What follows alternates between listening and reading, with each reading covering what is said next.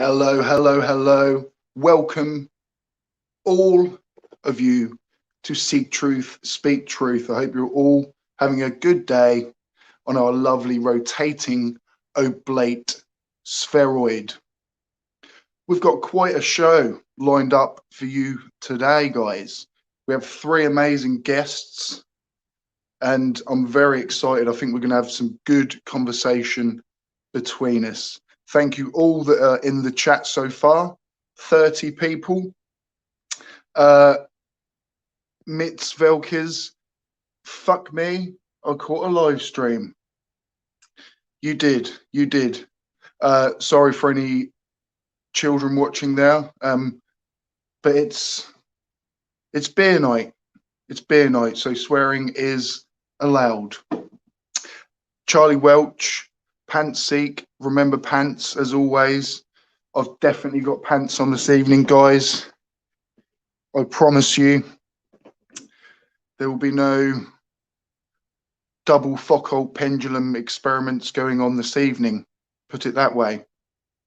If you could hit that like, I'd really appreciate it. It would just help Mr. YouTube algorithm. Just makes Al send out more notifications. So let's get more people. Give it a like if you do like, or also give it a dislike. 33 people, good number. Is cider acceptable? Yes, it actually is. I myself, Cannibal Lecter, am mainly a cider drinker. It's just kind of beer sounds better, really, doesn't it? You know, just looks better in the title. But Desperados, beer, we did go for a beer, but also have my backup, cheap brand Morrison's cider. That's the backup. Rob Slide, good to see you. Lee, Cravenmore, Dick, OB Hunter, Mr. 42, hello, mate. You did a good job taking over my stream the other night. Well done. We have Buenasera from Exotic Ipswich. Aid Ingot. Make yourself known. That's where I live. Who are you? Who are you? But enough of this. Let's get on our guests. So I'm going to bring you all into the room, and then we'll kind of just go round. However you end up, we'll go clockwise to say our hellos. But good to see you all. Thank you all for coming.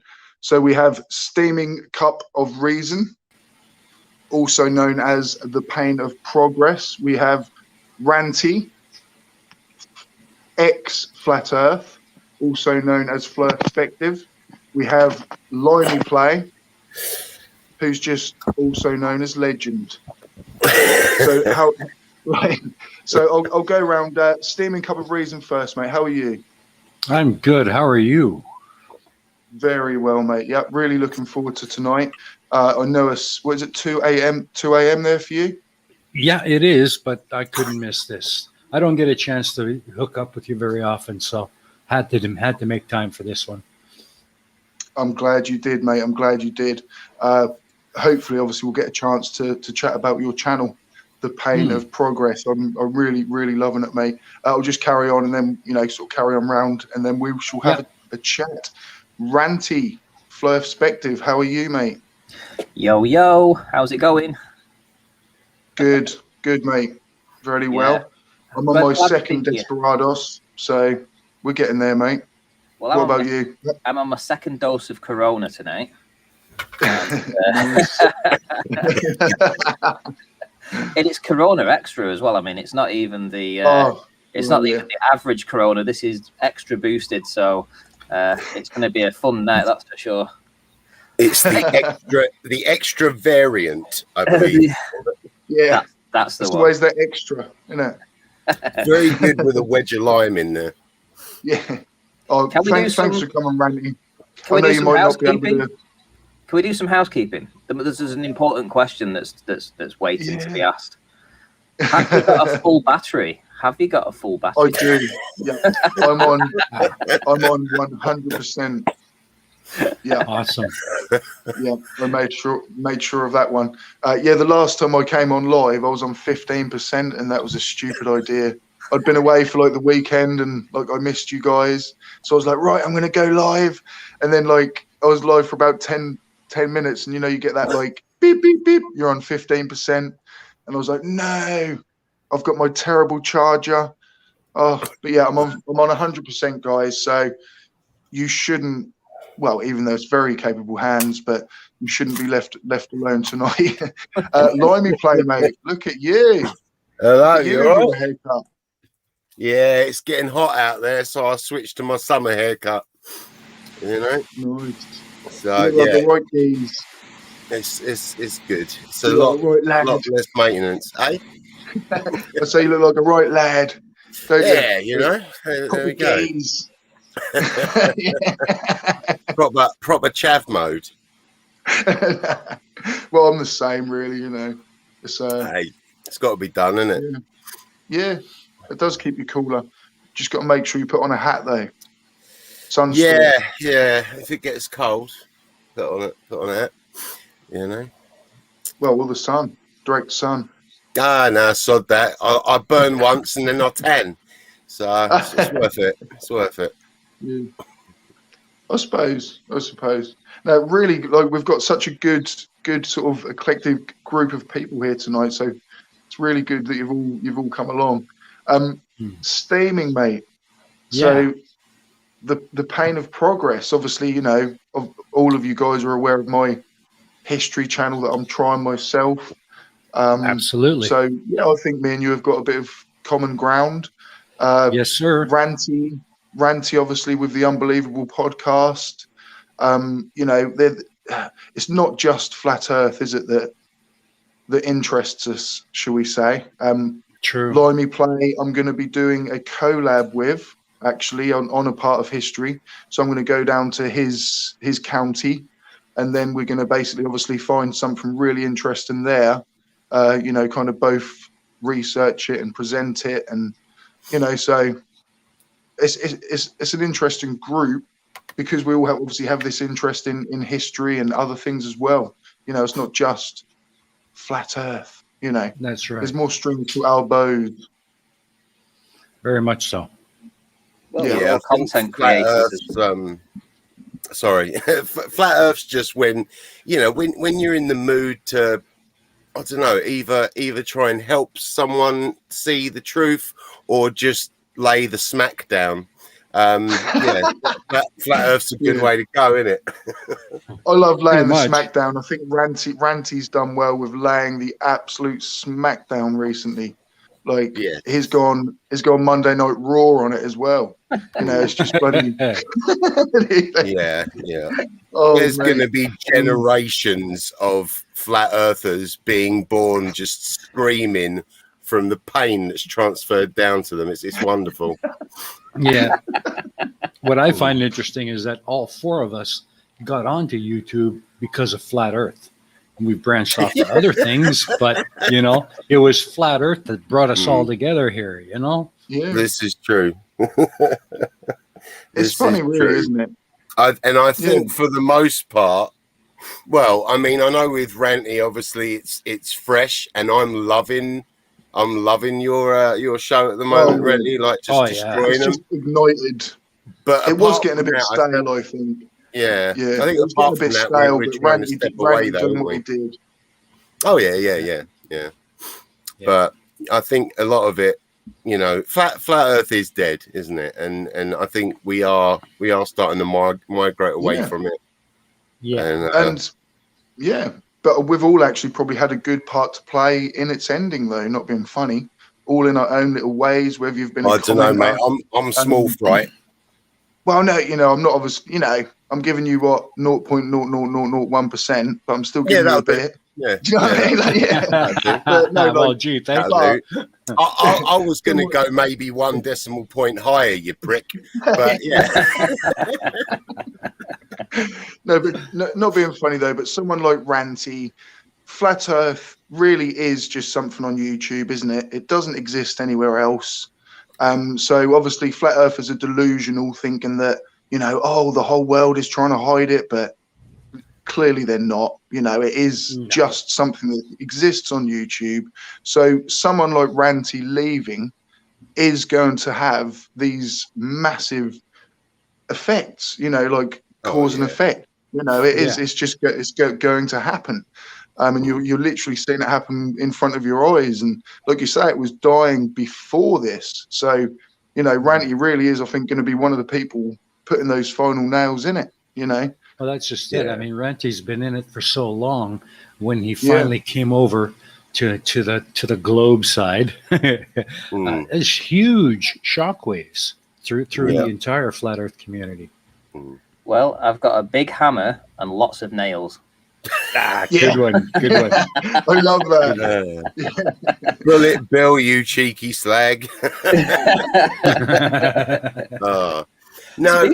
Speaking of Bullet Bill, though, he did actually say something quite funny. He said, Ranty's got the sarcastic talking to a child voice. Down. He has it down. Ooh. That's your new trademark. Yeah, like Ranty, you and STST are definitely you're both awesome for getting out of that rabbit hole, because I know it's not easy. But Ranty especially, you're like that metaphorical brushing flat Earth's cheek before you smother it with a pillow, And it's just a thing of beauty. Literally, It's great. It is great. Yeah. Oh, well, I'm glad you're enjoying the content, though. I'm glad you're enjoying the content. It's so much fun to make. And I think because I also know their arguments, I know the weaknesses. I know the weakness of the argument. When I was in the community, I realized there was flaws. It's ultimately why I'm here now. And I'm now exposing those flaws. And especially like this diffraction limit crap that Nathan's been bleating on about. And it was a pleasure making that, because we spent 20 minutes disassembling that. Myself, Katz, Ruhif. But I couldn't have made it any plainer that, there's no way that the bottom of things are disappearing from the bottom up due to diffraction. I think one of the reasons why I respect you so much, Ranty, is the fact that even while you were a flat earther, you were the only one who actually went out and did the research. As they always say, do your research. You were the only one that was actually doing it. And I'm glad that finally you learned from it and you saw the light. But still, I always had respect for you for that. Well, to be fair, it was a long journey, because there's a lot of pride that goes in with that. If you're doing a lot of research on this sort of thing and you're looking for alternative reasons as to the globe. So essentially my work was all about explaining why you see things disappear, because things do disappear when you look at them over water. And most of the time they go into an inferior mirage. And very few times you actually see a physical bulk or a physical mound of water, right? And of course, that could also be explained with something like shoaling or something like that. So this whole research was just trying to find an alternative to the 7/6 over R refraction. And I thought I did a bloody good job on that. But you invest a lot of time in that. You do invest a lot of time and research into that. And it's quite possible that a lot of these phenomena are actually just part of the globe model anyway. But because it was always like, you can't talk about this, or you can't talk about the inferior mirage, or the globers didn't want to talk about it. So then you sort of like drawing lines in the wall. Drawing lines in the sand, and on each side you've got an argument, and nobody's willing to budge. So I just think that it came to the point where there were so many flaws that I was seeing that I had to just step away for a time. And you gotta stay true to yourself, and and that you can't. Once you've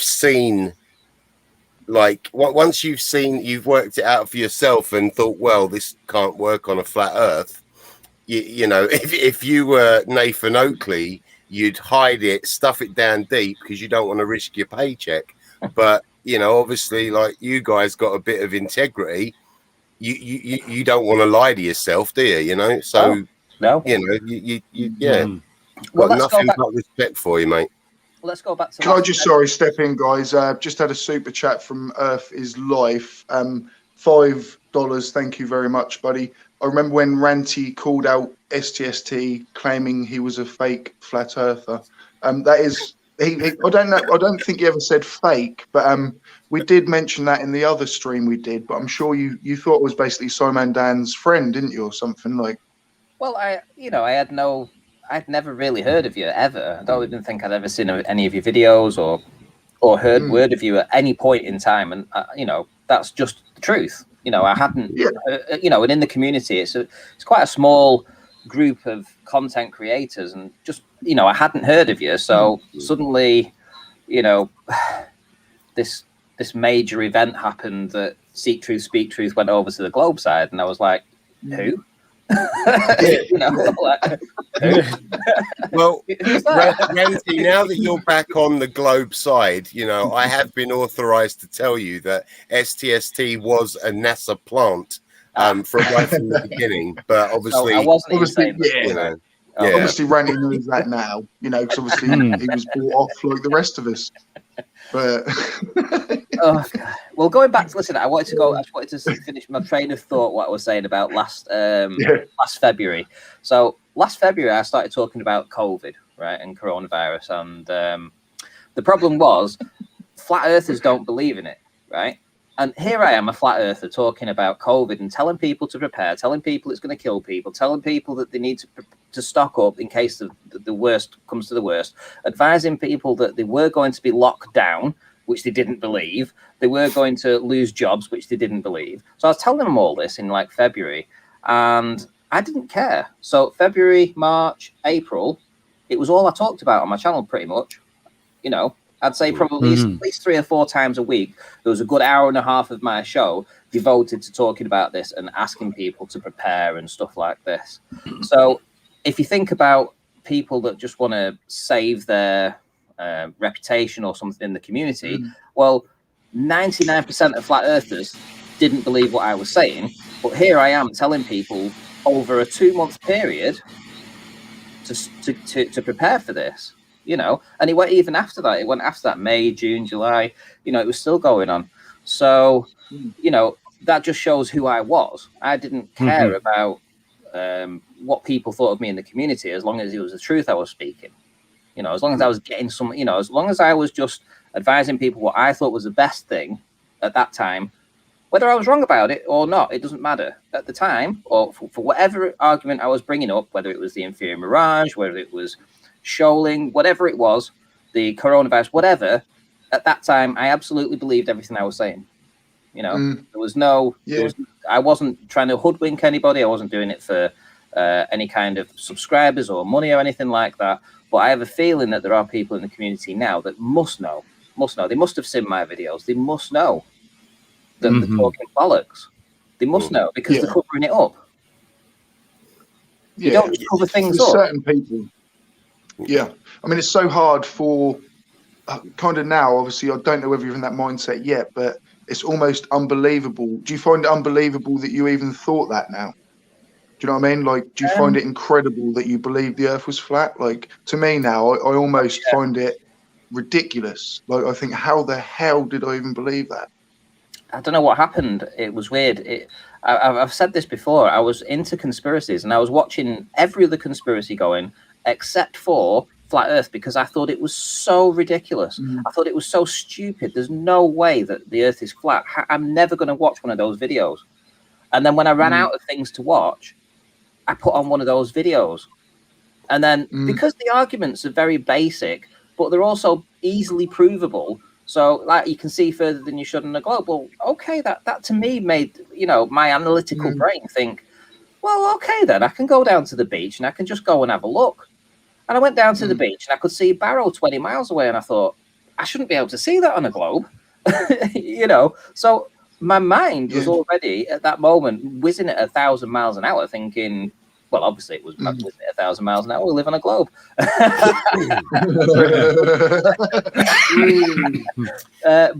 it was still spinning like you do. And yeah, of course, I was like, yeah, I need to go and do some more research into it. And it hooked me. What can I say? I was very easily hooked. And I don't know if a lot of people are easily hooked. Maybe that's just part of my personality, you know, that might just explain that. Do you think, obviously, you know, say if you'd have known about refraction and things like before you found flat Earth, and then obviously there is an explanation for the globe, isn't there, with like atmospheric conditions and things, but obviously most people that find that don't look for the scientific, like, oh, how does the globe explain this? They just instantly go, oh, you see further than you should on a clear day, and the Earth's flat. But kind of really, you know, and I never did that. And I'm terrible at maths. I never got into the numbers of anything. But like, I just really just believed everything someone would say. Like there was Jay Tolan when he was doing these, you know, infrared photos and just seeping it in, just going, yep, fact. And you're not double checking anything. Yeah, so I think most people would, though. Most people, and Ranty, you probably now do have a critical mind, which I think I'm probably getting there, or do have one now myself. But most people look at flat Earth and just go, ridiculous, straight away, don't they? You know, that's over 99% of people. So really, like the ratio here of 50% of us once believe the Earth is flat is like those percentages for what is the norm is way off, isn't it? If you know what I mean? Like, and flat earthers don't realize that. They're like, oh, it's growing. It just can't. Like, there's just certain people that will never, ever believe it. And that's the majority of people. Yeah. Well, if you remember, Tiger Dan was the first guy on on YouTube that started talking about flat Earth. And I think at one point he had 50,000 or more subscribers. I'm sure of it. And, you know, he came around to the idea after being the first person to talk about flat Earth on YouTube, getting all those subscribers. He was the first person, I believe, in the community to walk away and say, actually, it's a globe. And the community turned against him. You know, they ostracized him. He deleted all his videos. He just disappeared. That was him. He was gone. Yeah. He was like the first big channel, really, wasn't he? You know, kind of one of the original channels. And you know, is people now very rarely, like if people think of ex-flat earthers, they don't even think of him. But really, he was probably the biggest. I'd never heard of him. You know, because he had such a big following. But I think a lot of that was due to like the Christianity and the Bible stuff, if you know what I mean. Yeah. Well, what's going on now over at Net? I mean, you know, I mean, when you're trying to think of leaders, let's say, in the community, you've got to say that Nathan is definitely some sort of leader, right? But he's kind of a new embodiment of Hitler, you know? Really. It's like a sect kind of leader. So much anger and a dorky haircut. He's just missing a fucked up tash, you know? But well, apparently, after I put my video out yesterday, he had to take some painkillers, and then he's had to take some more and more and more. And now he was so ill today he couldn't actually do his show. His head had swelled up. Apparently, and he could be out of action for a few weeks now. I mean, you know, I don't know what sort of hiding I gave him. It must have been. He's had an allergic reaction to the truth. Ranty, I must admit though, I haven't seen the whole of that video. Like, I literally got to the shower scene and I've just had it on repeat ever since. And had to go sort one out. That was very sensual, Ranty. I think of you in a whole new way now. But, I mean, I don't think it'll take Nathan long to bounce back. He's got Sleeping Warrior to look after him. You know, they're basically one body now. You know, like you don't know where Riley's nose ends and Oakley's arse begins. You know? Yeah. And then you got QE, who's the glue that keeps them stuck together. Yes, and it's not glue that he uses. my thing, you know, I mean, no matter how much, you know, you can doubt the globe because of certain things, it's the sheer impossibility of a worldwide conspiracy lasting that long, you know, to cover up something that really wouldn't even matter. I mean, you know, we all know that the only worldwide conspiracy is that doner kebabs are actually good for you, and they're trying to hide it. You know, that's a good point. Yeah. Because I love doner kebabs. Yes, definitely. If you bite into meat, and I don't know if you've ever eaten one, like walking home from a club in the middle of winter when it's cold outside. But I bit into one, and the grease came out, and it hit me coat, and because of the temperature, it instantly larded up, and that was when I first realised just how bad they must be, like just actually getting to look at the grease in a solid form. But oh my god, they're so good, Well, Start wondering, am I gonna lard up on the way home? Right, exactly. Like now, if I eat one, I can literally feel my veins just slowing down, with the blood moving. Oh, but they're so good. Yeah, they're so good. Oh, they What are. was that? Sorry, I missed that. What were you eating?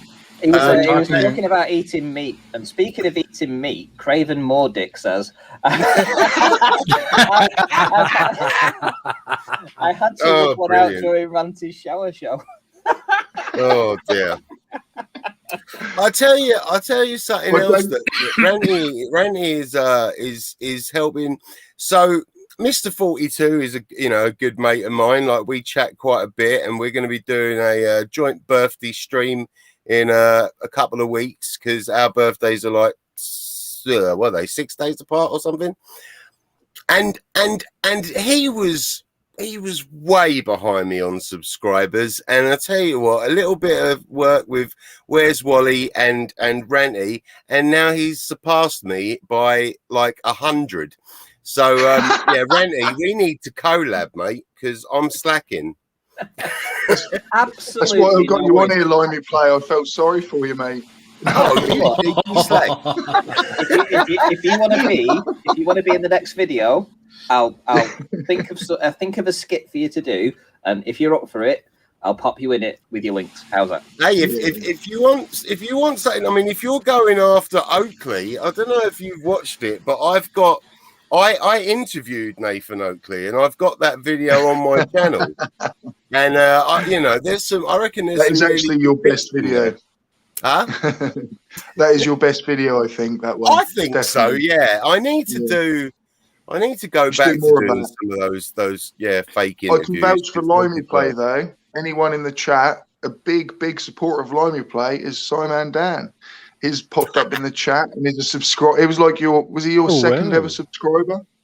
No, well, he subscribed to me before I'd hit, I was still under 50 subs. I think I was I might have been under 30. But that was a shock, because he's definitely one of my heroes, and I think I was blushing a little. I was a little bit flustered. So yeah, anyone in the chat should also, along with Mr. 42, because I know he's in the chat now. But it's good to see, like someone said it earlier, is like the circle of life of YouTube, even where like a slightly bigger creator might mention someone else, or someone comes on, and that's kind of what it's about. You could sit there making brilliant videos all day, every day, but unless you're interacting with other people, putting your name out there, how on earth are people going to find your videos? Exactly. I've heard before, actually, there's like 4,000 hours. It's either a second or a minute uploaded onto YouTube. Oh yeah, it's probably insane. Yeah, definitely. So this is what it's all about: is getting your name out there, meeting people. And I would applaud anyone in the chat. Obviously, Limey Play. I hope we're going to hear a bit more from the Pain of Progress, or otherwise known as Steaming Cup of Reason, in a second, and obviously, of course, Ranty. I've just got to quickly read out this super chat from Mit Velquez, £5. Thank you very much. Critical thinking does not come naturally. It's something that we need to learn, although being cynical does help. Yeah. I'm not even sure if I know the proper definition of the word cynical, to be honest, but I think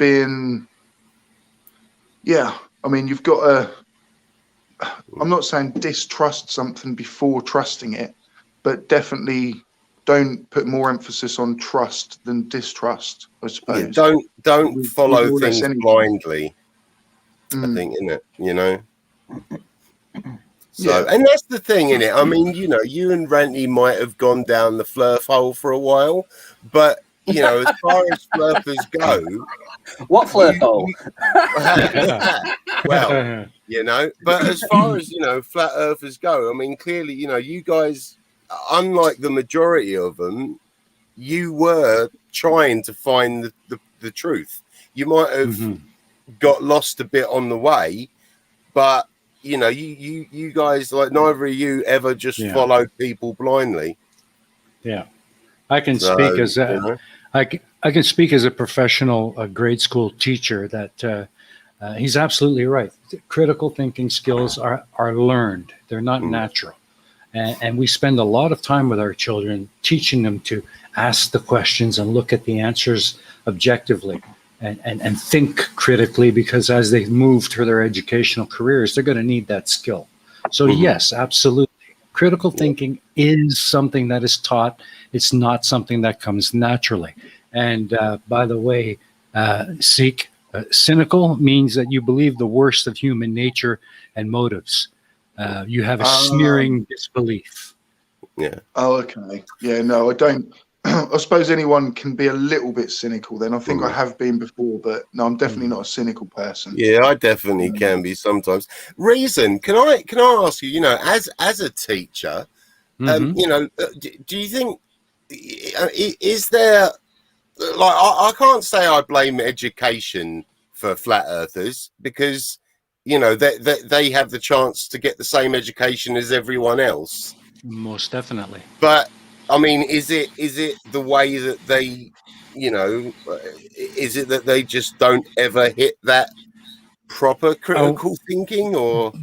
That's something that's really difficult to explain, because when we teach a class, we usually are very well aware of the different kinds of learners we have sitting in front of us.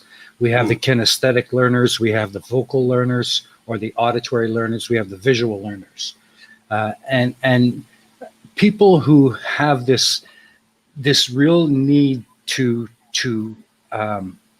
see it and do it with their hands, they tend to be the students that really don't pay attention much when you're giving a lecture on something, when you're showing a video. They just don't pay attention, and it takes a lot of work to get them up to speed with the rest of the class. You've got kinesthetic learners who are just that. They're kinesthetic learners. They must do and touch and feel to learn. Whereas most students tend to be a combination of two or three. Do you think then, sorry if this got asked before, but do you think then, like, most flat earthers would be more like the touch and feel type? You know, most of the flat earthers, I believe, yes, they are real kinesthetic type learners. They need to see it, feel it, touch it, do it. Otherwise, they won't believe it, or it doesn't make sense to them. And that to me is an indicator that they have very, very low levels of auditory or visual learning skills. But amazingly high levels of arrogance in a lot of them, like the leader type, like, you know, like Riley, who, you know, this is an egg, just I don't know, he still thinks he did a proper scientific experiment there. And I think the statement "this is an egg" is about the only thing he got right. Yeah. It was a very nice egg, I'd agree. I think I'd agree. It was an incredibly nice egg, though. It was a beautiful shade of brown, you know. Very nice. He selected a good egg, you know. He did. I mean, I would have chose a Cadbury's cream egg, because they're just way better. You know, everything's better with chocolate. I agree. Yeah, but then he'd have had to quantify it. Then he'd have had to quantify it as being a Cadbury cream egg, and I don't think. You know, he'd got his dictionary out to see whether it was a definition of an egg. Well, it's still like, and even using a parts per million counter to try and show density change, you know, just but sod that guy. Oh, talking of flat earthers, so, you know, I did a video recently on Level Earth Observer, and you know, like with most flirts, we had our back and forth, you know, and obviously, you know, I mean, it starts off a bit respectful, but then there's normally a bit of disrespect in there and all that stuff. But, you know, I was having one of my off days like a while back, and I did a video on it, and I have to point this out because I actually gained some respect for him today. It was on my video that I did about my like mental health and stuff, and just, you know, sharing what goes on in my head. And he said it came up in his feed, and he says, so he put, just to quote him exactly, this video came up in my feed. I hope you're feeling better now, and I hope our interaction the other day had nothing to do with you feeling down. You know my feelings about the globe, but other than that, I wish you well. Meditation and hard physical training sorts me out when I'm feeling low. All the best. And I had to share that because that I thought was awesome. You know, like, you know, because really, with, you know, a lot of people have done videos on him, and, you know, there's a lot of exchanges and stuff. And I honestly, I never thought of him as someone, you know, that really would give a shit about another person that disagreed with their point of view, you know. And that was, it actually was a lovely thing to be proven wrong on that, and to be reminded that, you know, no matter how people act, I still shouldn't judge people, you know, completely, like without, no, you know, with, not by their deeds, as it were. And so, yeah, I thought that was fantastic, you know. That is. So, That's awfully nice of him. Yeah, he's earned a bit of respect right there from me, you know. So yeah, that's what so much of it is about, is just respect.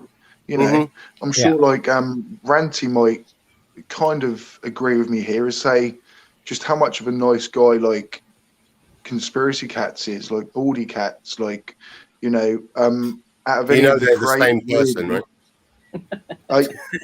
No, they actually aren't. Like they literally is it aren't, a twin brother or is it an separated alter ego? It's a twin brother. No, they were separated at birth via NASA. So they are an actual project, if you know what I mean. Yeah, so they are two different sense. I'm not sure how, but yeah, we'll say that makes sense.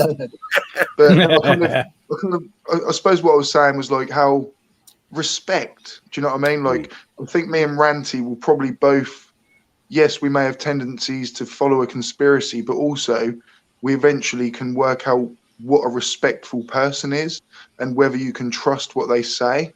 So, and I'm not saying Cats had anything to do with Ranty changing his beliefs, but I know he did with me, and a lot of that came down to trust, you know, because I had trusted stupid people before, like Jubei.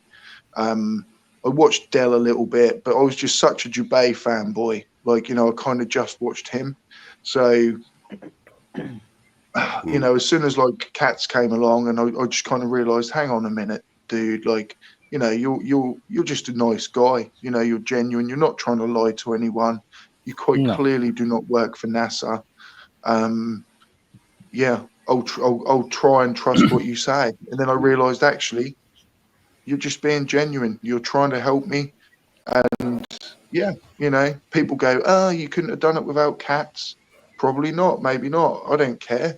But I did it no matter what. I don't know if I'd agree with that, to be honest with you.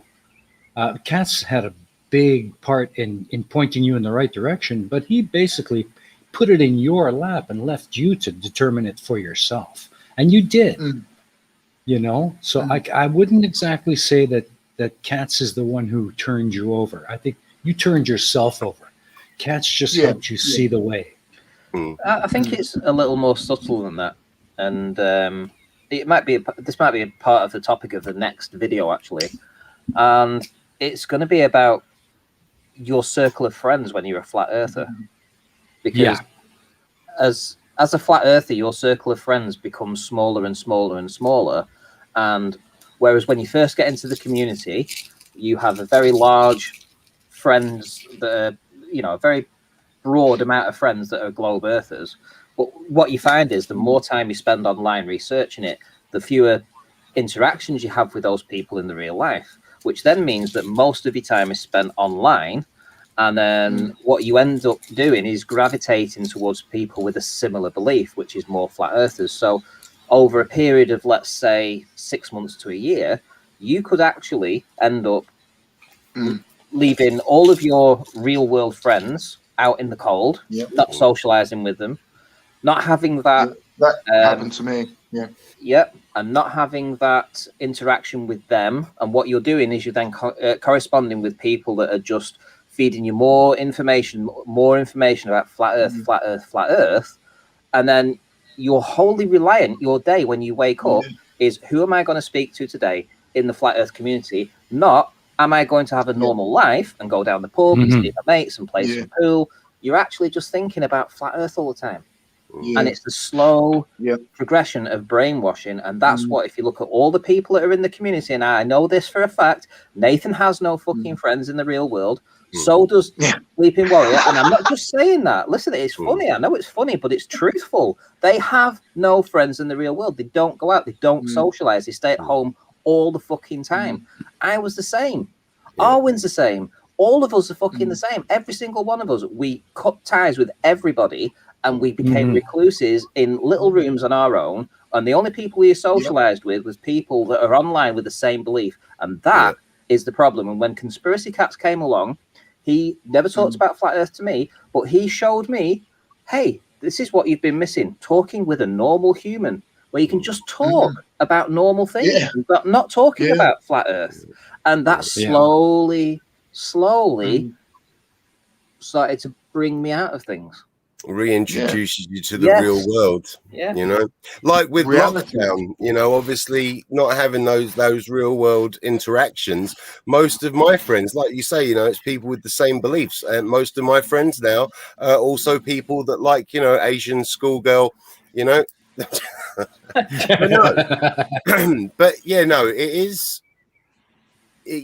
it really is, like you say, because you get pulled away. I mean, even what I've seen, and obviously, you know, I haven't been inside it like, you know, you guys were, but, you know, what I've seen, and even, you know, through some of the interviews and people talking online, like eventually flat earthers will even shun like their friends and family, you know, in real life that you know, tell them they're stupid for following the flat earth, you know?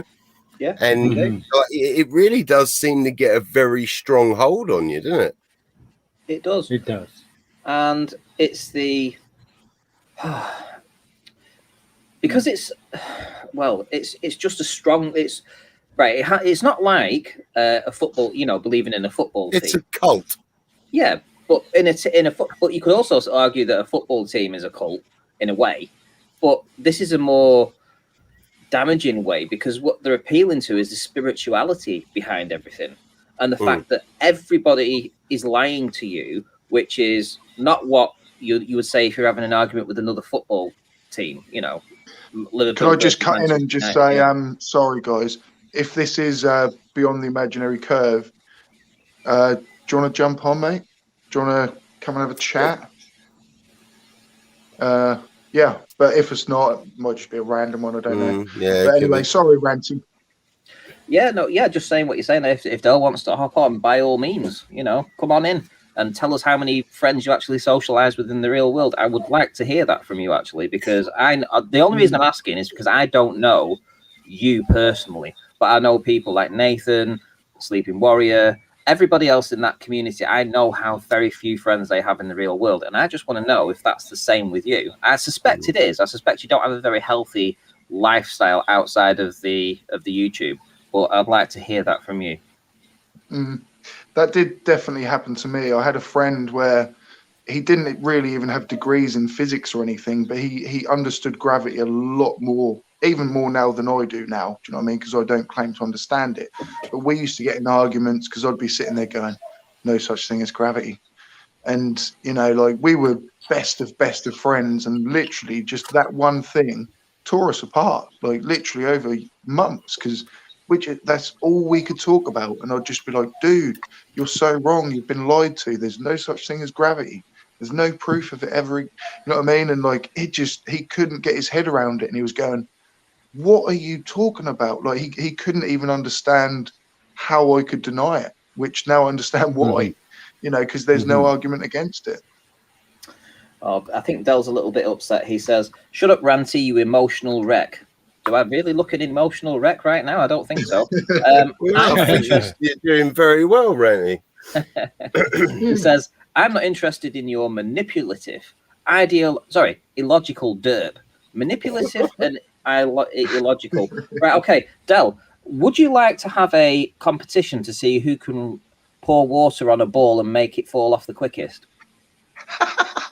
Yeah, that gets me every time. That just that is one of the greatest moments, though, in like flat Earth history, is Dell's ball on the wall. Like, I mean, come on, dude.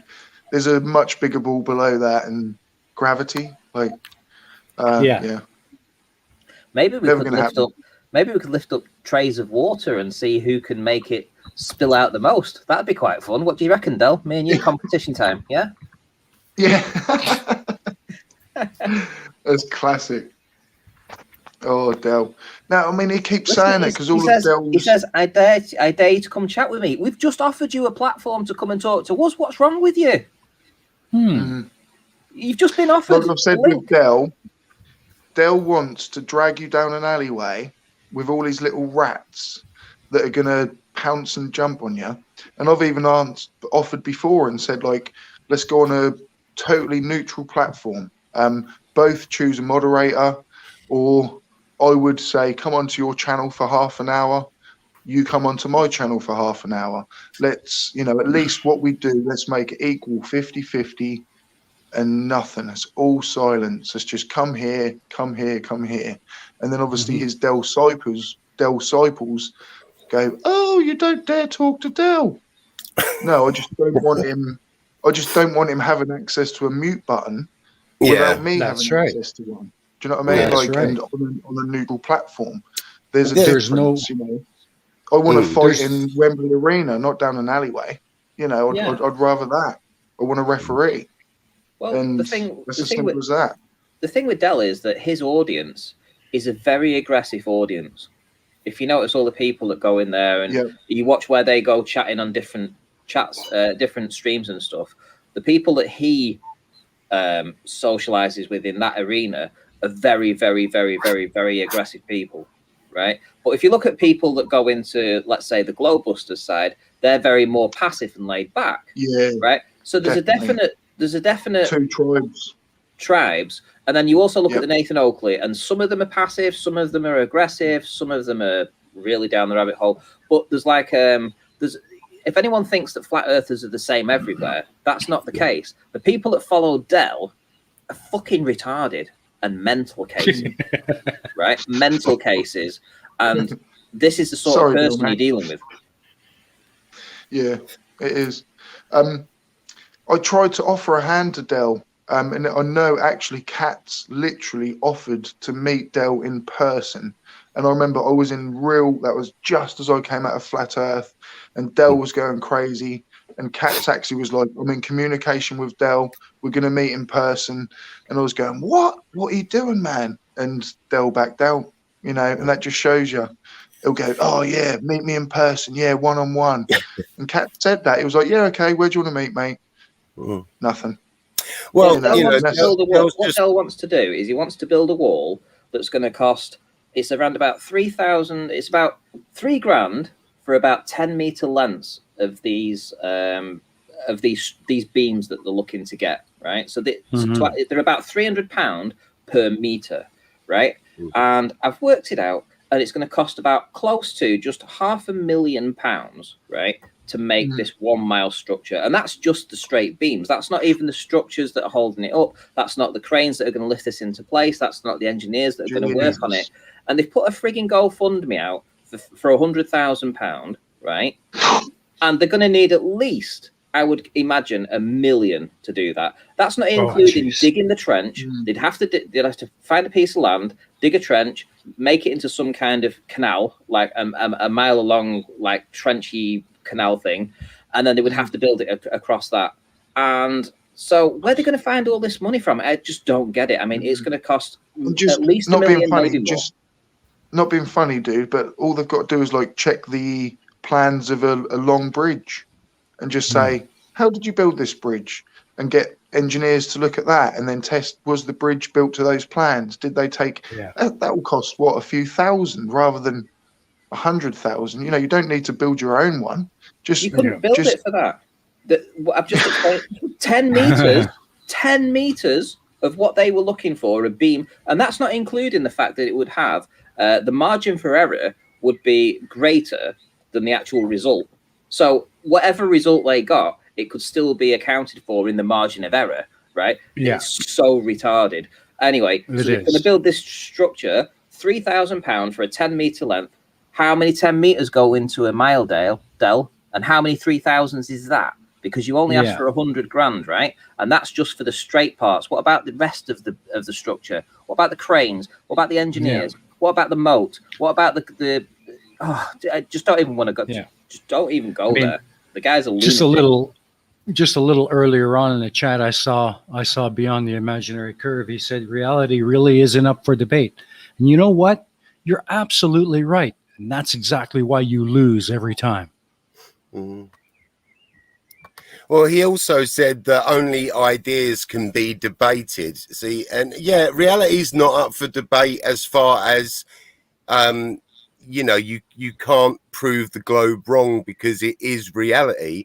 But, you know, there are other things that are reality where you can have, you know, conflicting views and you can have a debate about them. And you know, I just said to him that the fact that, you know, that he thinks that only ideas can be debated and not, you know, anything in the real world just shows how little he really understands, you know, or it's you know, or it's him saying that because, you know, they have no model to defend their position with.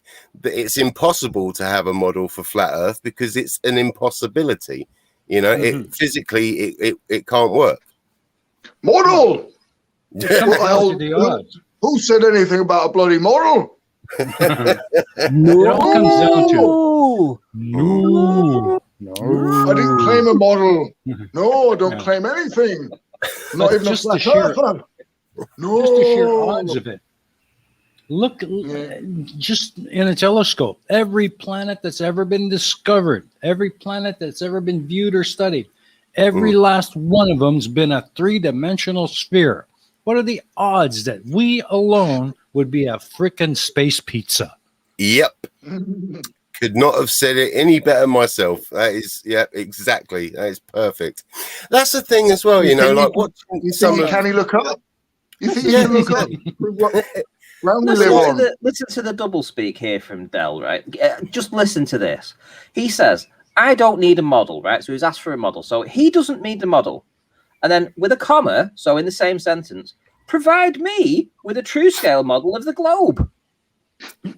Fine, go down to the bookstore. You can buy them in 3 different sizes for $1.50 a piece. Yeah, but you missed the point.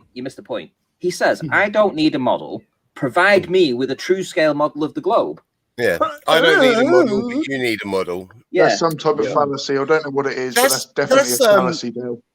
Like the amount of debates I've watched where the flat earther says, well, you know, it's the globe side that needs to provide proof. No, it's not. We're the status quo. 99.99999% of the world realizes we live on a globe. The whole burden of proof would, you know, lies with flat earth. You know, the globe doesn't have to prove shite. I mean, we try to explain stuff to try and bring people back to reality because you know it's I don't know.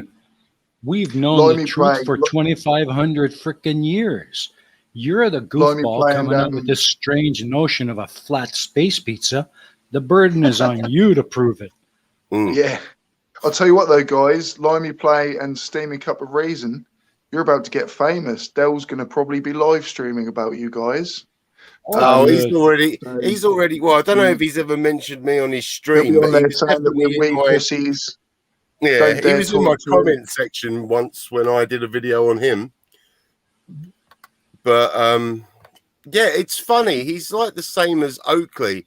Pop into the comment section for a minute, and then the minute you ask a question they can't answer or challenge them to a debate, they don't come back. Yeah. I'll tell you what we'll do, because we know that he goes live after popping into people's chats and he'll start talking shit about them. So I'm going to ask him a question so that if he does go live and he doesn't respond to the question, we'll know that he's a complete dick. So this is my question to Del, right? Del, listen to this. Pin your ears back, sunshine. 100 grand you asked for that building the wall, right? When it's going to cost about $1 million. So can you please tell the audience when you go live what you're going to do with that 100 grand? Thank you. Right, that's my question. Anyone else got a question for Del? Well, let's just watch him skip over that part. But it's just so many, you know. Explain eclipses. Explain how the sun speeds up when it's south of the equator. Explain how no emergency landing of an aircraft in history south of the equator works on flat Earth. I'm dropping out for a second, guys, but I'm going to put the link for Del at the top of the chat, all right? I'll still be coming back, but I'm just going to put the link at the top for Del. Okay. But yeah, there's there really is. There's just too many, isn't there? You know, yeah, and they're not going to get answered. So what's the point? Yeah, but the point is, you can ask him, and then when he goes live and he doesn't address it, you've got content. That's true. That is true. He's got content by coming on here because he can say that I was speaking to them and blah, blah, blah. And then he can create a live stream about it and make content. Yeah. So if you've got something that you've asked him and he hasn't addressed, you can also then content him back. That is a good point. At the moment, though, you know what? I don't want any more content. I need to play catch up. I've got Nathan Oakley's housekeeping questions I've been meaning to do a video on. I need to finish because I started doing a video on that. There's a book out that's 16 emergency landings that prove flat Earth. And I've tackled the first 5, I think it was. And so I've got to finish that off. And then I've got that Raymond Goodwin, who apparently is offering 100 grand to anyone that can prove the globe. I've got just mountains of back and forth emails to do a video on him.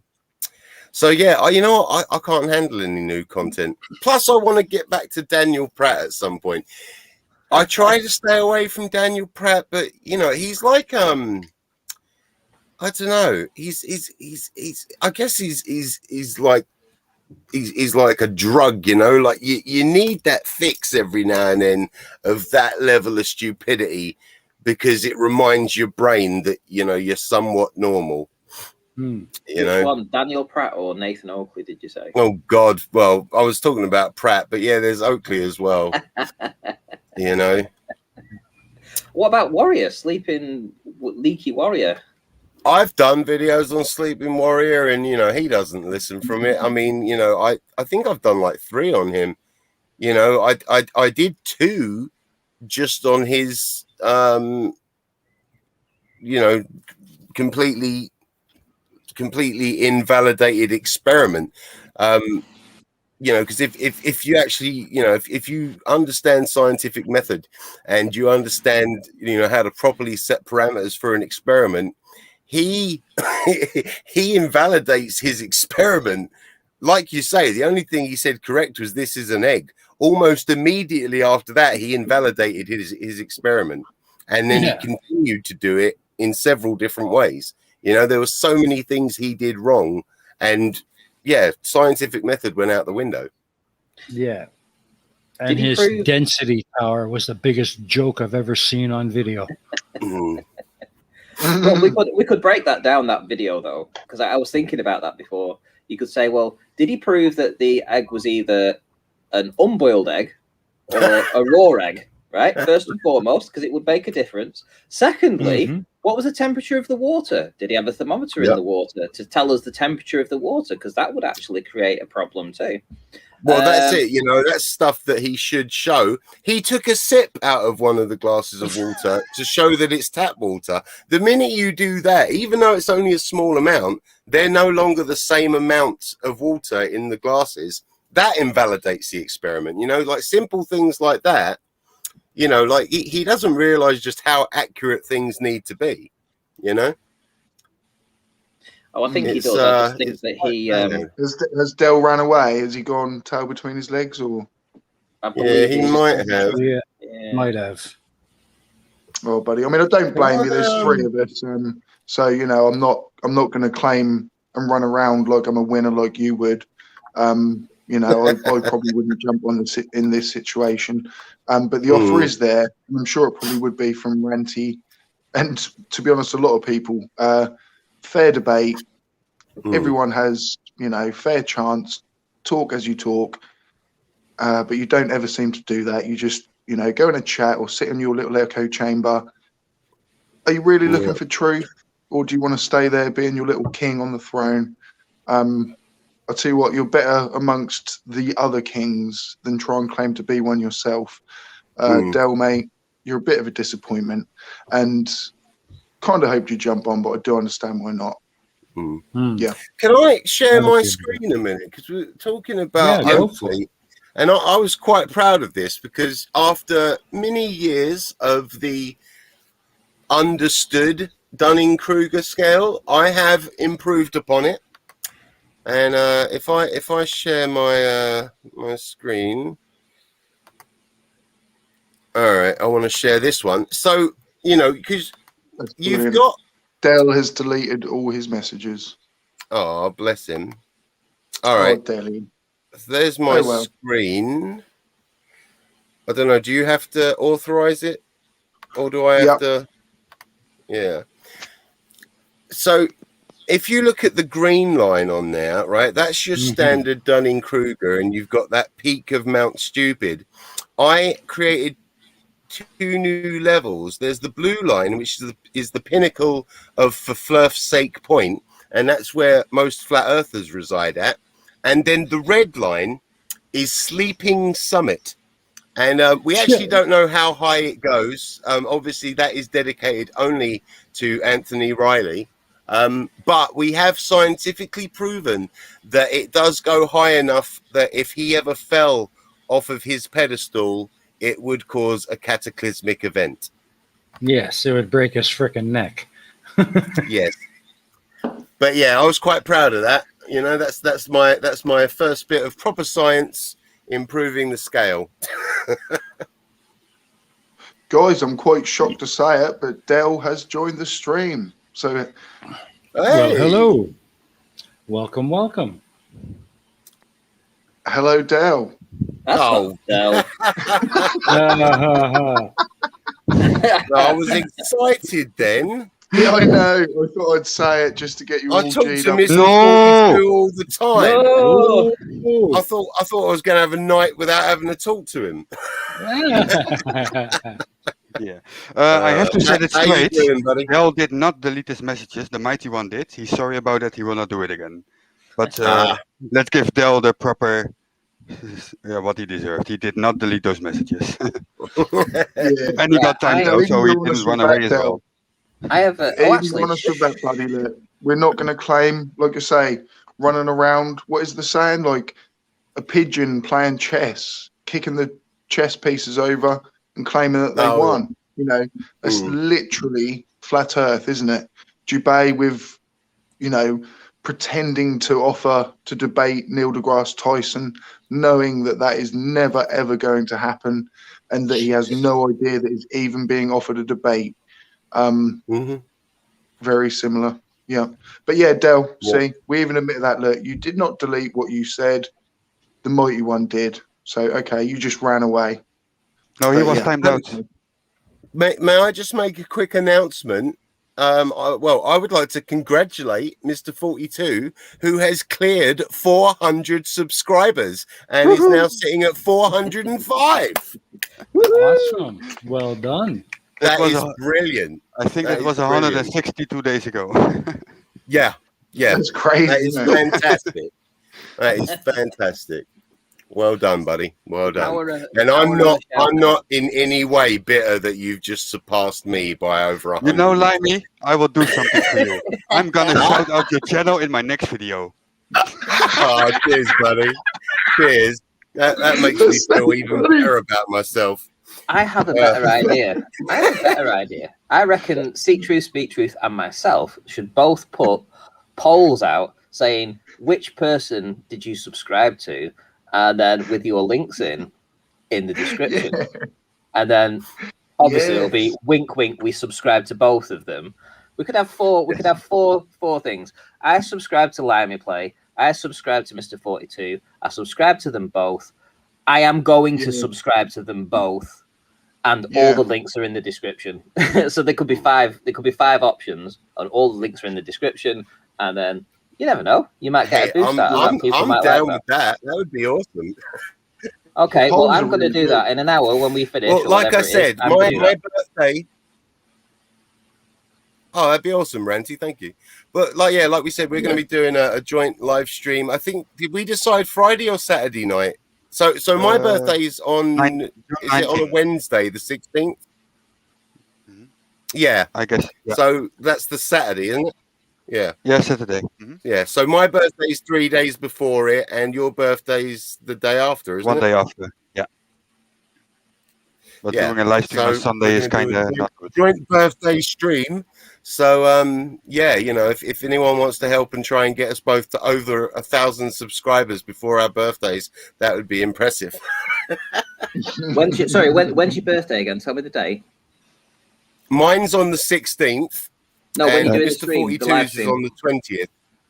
And we do the live stream on the 19th. Saturday the 19th. On which channel? Both or? We're going to do it on Mr. 42's channel. Okay, right. And that. Should get his viewing hours up.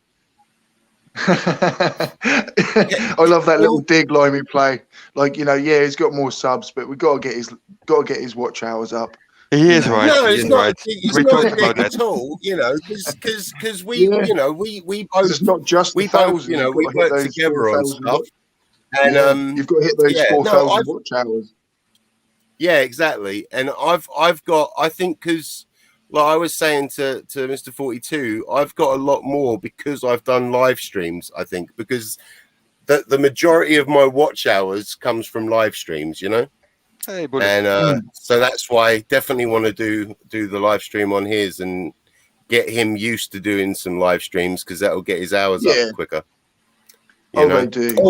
And also, like doing lengthier videos, like his most recent video has been your best one so far, hasn't it, Mr. 42? Yeah, in 24 hours, absolutely. Yeah. Is that the one that when you took over my stream? Yes. Yes. That is a video. I did a video about myself, with myself in a live stream. Yeah. Yeah. With conception. That's brilliant. Inception. What's going on, someone else just popped on here. Who's that? Bullet Bill? Yes, Bullet Bill. I just said hello. You looked so worried. You're like, what?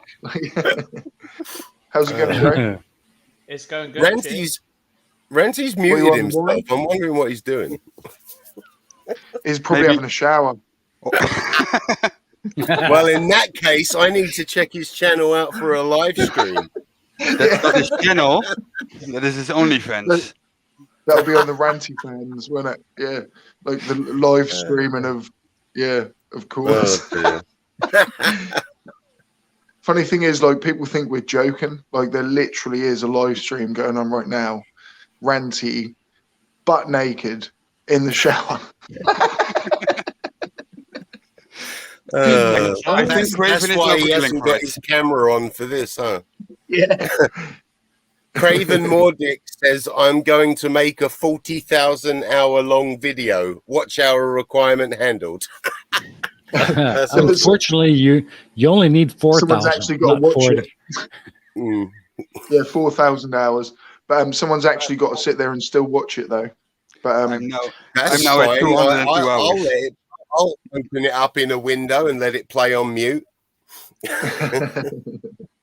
It's crazy though. Like, when you look at it, like, I think my channel now, I mean, this is nothing like a boast because I've got a tiny YouTube channel. Do you know what I mean? Like, there's creators out there with millions times more. But I worked out the other day that, like, my viewing hours works out to now nearly 4 years. So basically, like someone's, you know, if it was one Nice. person, they would sit there for 24 hours, 7 days a week, 365 days a year, and sit there for 4 years to kind of go through however long my videos have been watched. And I know that's tiny, absolutely No, but that's minuscule. still huge. But to me, that's still quite big, if you know what I mean. I need to work out. Isn't Simon Dan about to hit like 100? Isn't it like 100 million? He already passed watch it. hours? Yeah. He passed it about Or is a it week views? or 2 weeks ago. Yeah.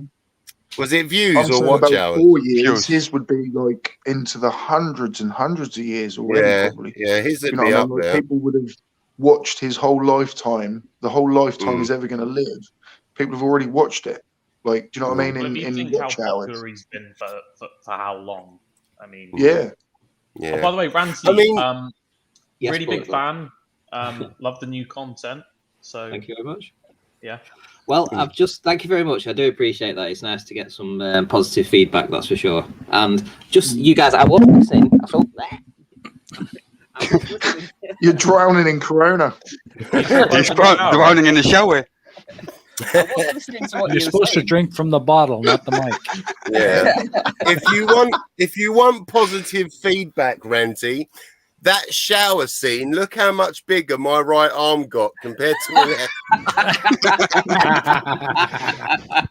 Do you know something? That shower scene was supposed to be uncomfortable. That's the way I made it. I made it so it would be uncomfortable.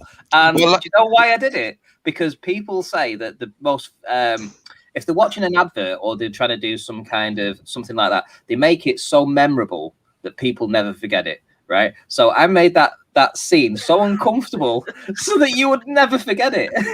Well, I was just happy that my wife didn't walk in at that moment.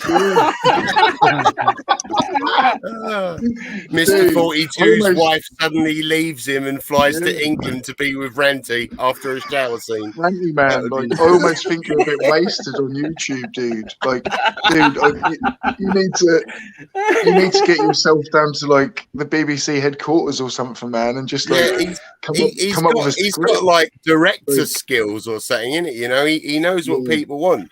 I think I'm going to have to hire you to start telling me how to make my videos. Sounds good. £25 an hour, I think Ranty will do that. Yeah, Yeah, that'll I think do. that'll Yeah. be fine. What's I do lots for happened £25 an hour. Wink, wink, nudge, about nudge. intellectual stuff here. Now we're Dear talking me. about Ranty shower scene. What was this about? What was this about? A 24-hour live stream? I mean, I heard that. I mean, come on, it isn't a 24-hour live stream, surely not. No, Liney seems to have insider knowledge, so I mean, yeah, so- Steve was talking about like his watch hours, weren't it? His viewing hours, and if one person watched what I'm it watching for now. 24 hours a Every- day, yeah, it would go for like Every 4 time years. I turn this cam off, I'm watching Ranty in the shower. And no one Fair knows. play. Hey, listen, there's hidden files. You know, there's more hidden files of that scene that are yet unpublished. using What's on there? You should do like an X-rated version. Yeah. You know, using the latest in cerebral intrusive VR technology, Ranty's OnlyFans of that video actually includes scratch and sniff technology. Fucking- maybe that's what was cropped off in the picture. It disappeared from the bottom up, mate. Oh, brilliant. one I might thing use that in that my next video. Nice one. Where did my cock go? Yeah. That's great. Where did my cock go? It disappeared from the bottom up. That sounds.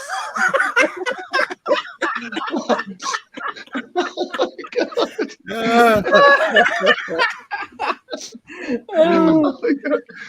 Why does why does your dick look so small? Well, it's just like the vanishing point from the Perspective. the angle of attack. It's angle of attack. The shower is causing refraction. Oh dear. Oh, that's funny.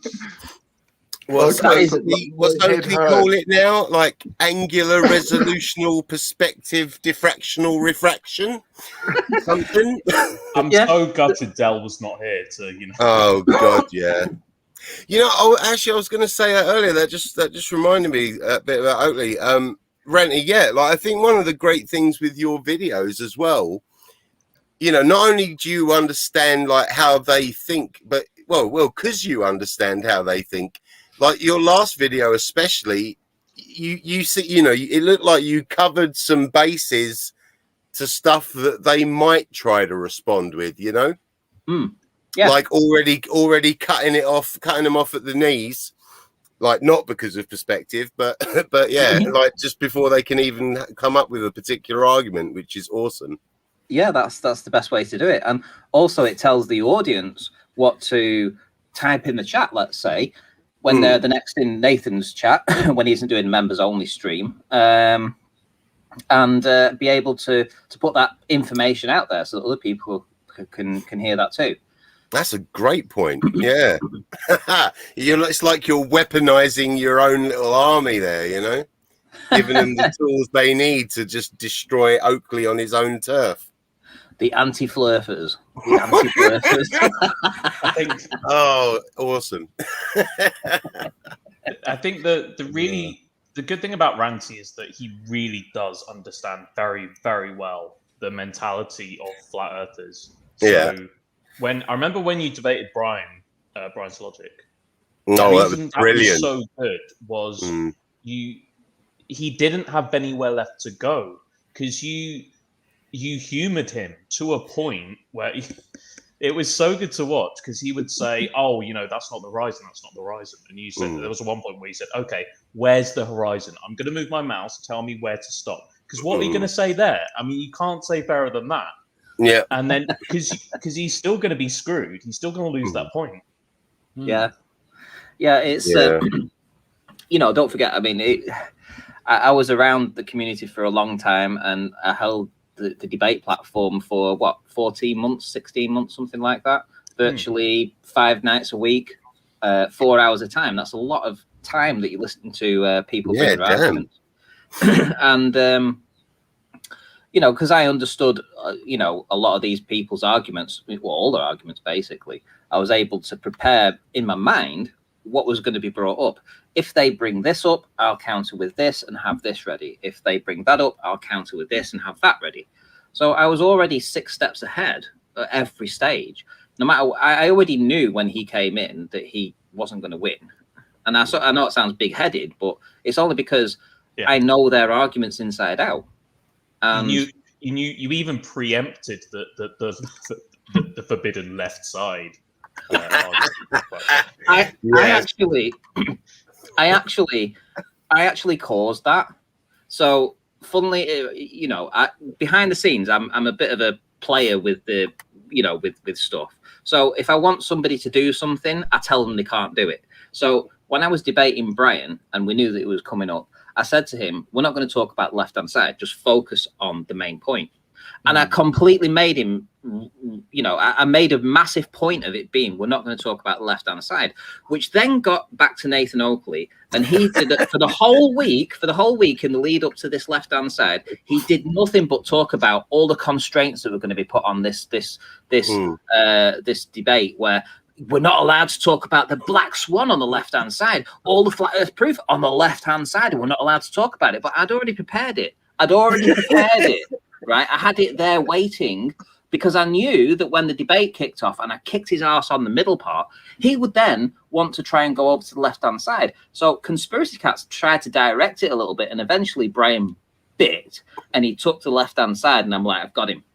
Because now I've had all week of Nathan telling everyone that there's this secret left-hand side where it's showing shore-to-shore observation. So everyone's tuning in for that. Everyone's wanting to see Brian destroy me on this left-hand side because I'd made a big point of I'm not going to talk about it. And Brian wanted to come in and talk about it. Great. Because then I had the goods to go with it and he had nothing. So everybody that tuned in expecting to see Brian win on the left-hand side was just completely humiliated because I had it all. So I instigated that. It was like a perfect game of chess, wasn't it? Like you thought all the moves ahead and just let them play into your hands. It's brilliant. Remind me to never get on your bad side, Ranty. So I reckon there's a criminal mastermind in there somewhere.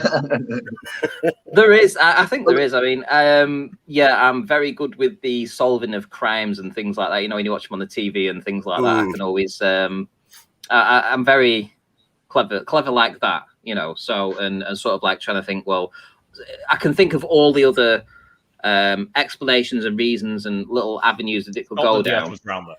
You know. Yeah. One thing I actually want to add is like I always want to reiterate, and to any, there might be one flat earther listening to this. I know people say you're thick, you're stupid, but I honestly don't think you are. It's easy to label it as that, but to even consider what shape is the planet and to consider whether it could be different to what you were told, there is a positive there to be found. And I've heard people say flat earthers are like wasted scientists, and because there's some people on this earth, like, we downgrade flat earthers, we say, oh, you're the lowest of the low, but really in some sort of way you can look at it like they are going out there looking for things, they're trying out things, experimenting. Unfortunately, yes, they're getting it basically totally wrong, but I always think there's something positive still to get from it, if you know what I mean. And I will always look back when I was a flat earther is to like, you've got to learn something from it, if you know what I mean. And it doesn't take I take the positives out of it too. I mean, it showed me that I can do research. It showed me that I can work things out and do things for myself, and I didn't have to have my hand held for me and other people tell me you can do this or you can do that. I did it all myself, and I went my own way, and I was always myself down the whole way. I never conformed to some kind of group or something like that. Although I did want some kind of unity because I felt that the infighting wasn't great. I didn't like all that. But then when you step away from it and you look back, well, you're looking at just idiots arguing with idiots. That's what it is. Yeah. And some of them are just more angry idiots than other idiots. I think that it sounds harsh. That sounds harsh, if you know what I mean. Like to somebody. I was an idiot. I was an idiot. Yeah. I was a complete idiot, a moron. I was a mental midget idiot, right? For 5 years. Yeah. That's what I was. And I hold my hands up to that. Because I was if I was brainwashed over it, now makes you so well and good. But I was still an idiot. I allowed that to happen to me, right? Yeah. It's a fact. So I can call myself an idiot. I can call them an idiot. Yeah. Oh, yeah, I say that. That's what I've said that in videos. I say, I'm sorry, I'm calling you an idiot, but that was me. I was an idiot, so you are too.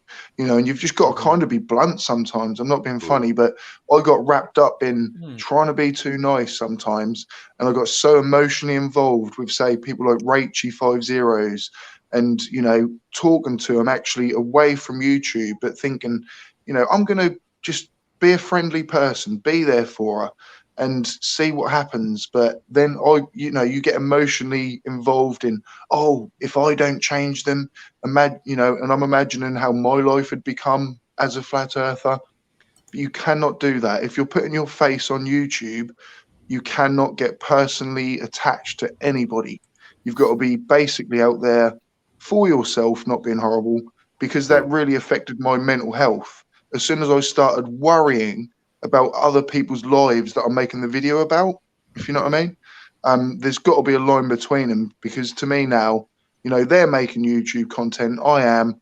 It's eye for an eye. You're taking the piss. I'm going to take the piss, and kind of trying to cut that away. And that was really helping my mental health. Actually, it's just like, there's two different things, but you can only be nice for so long, and I'm realizing that now.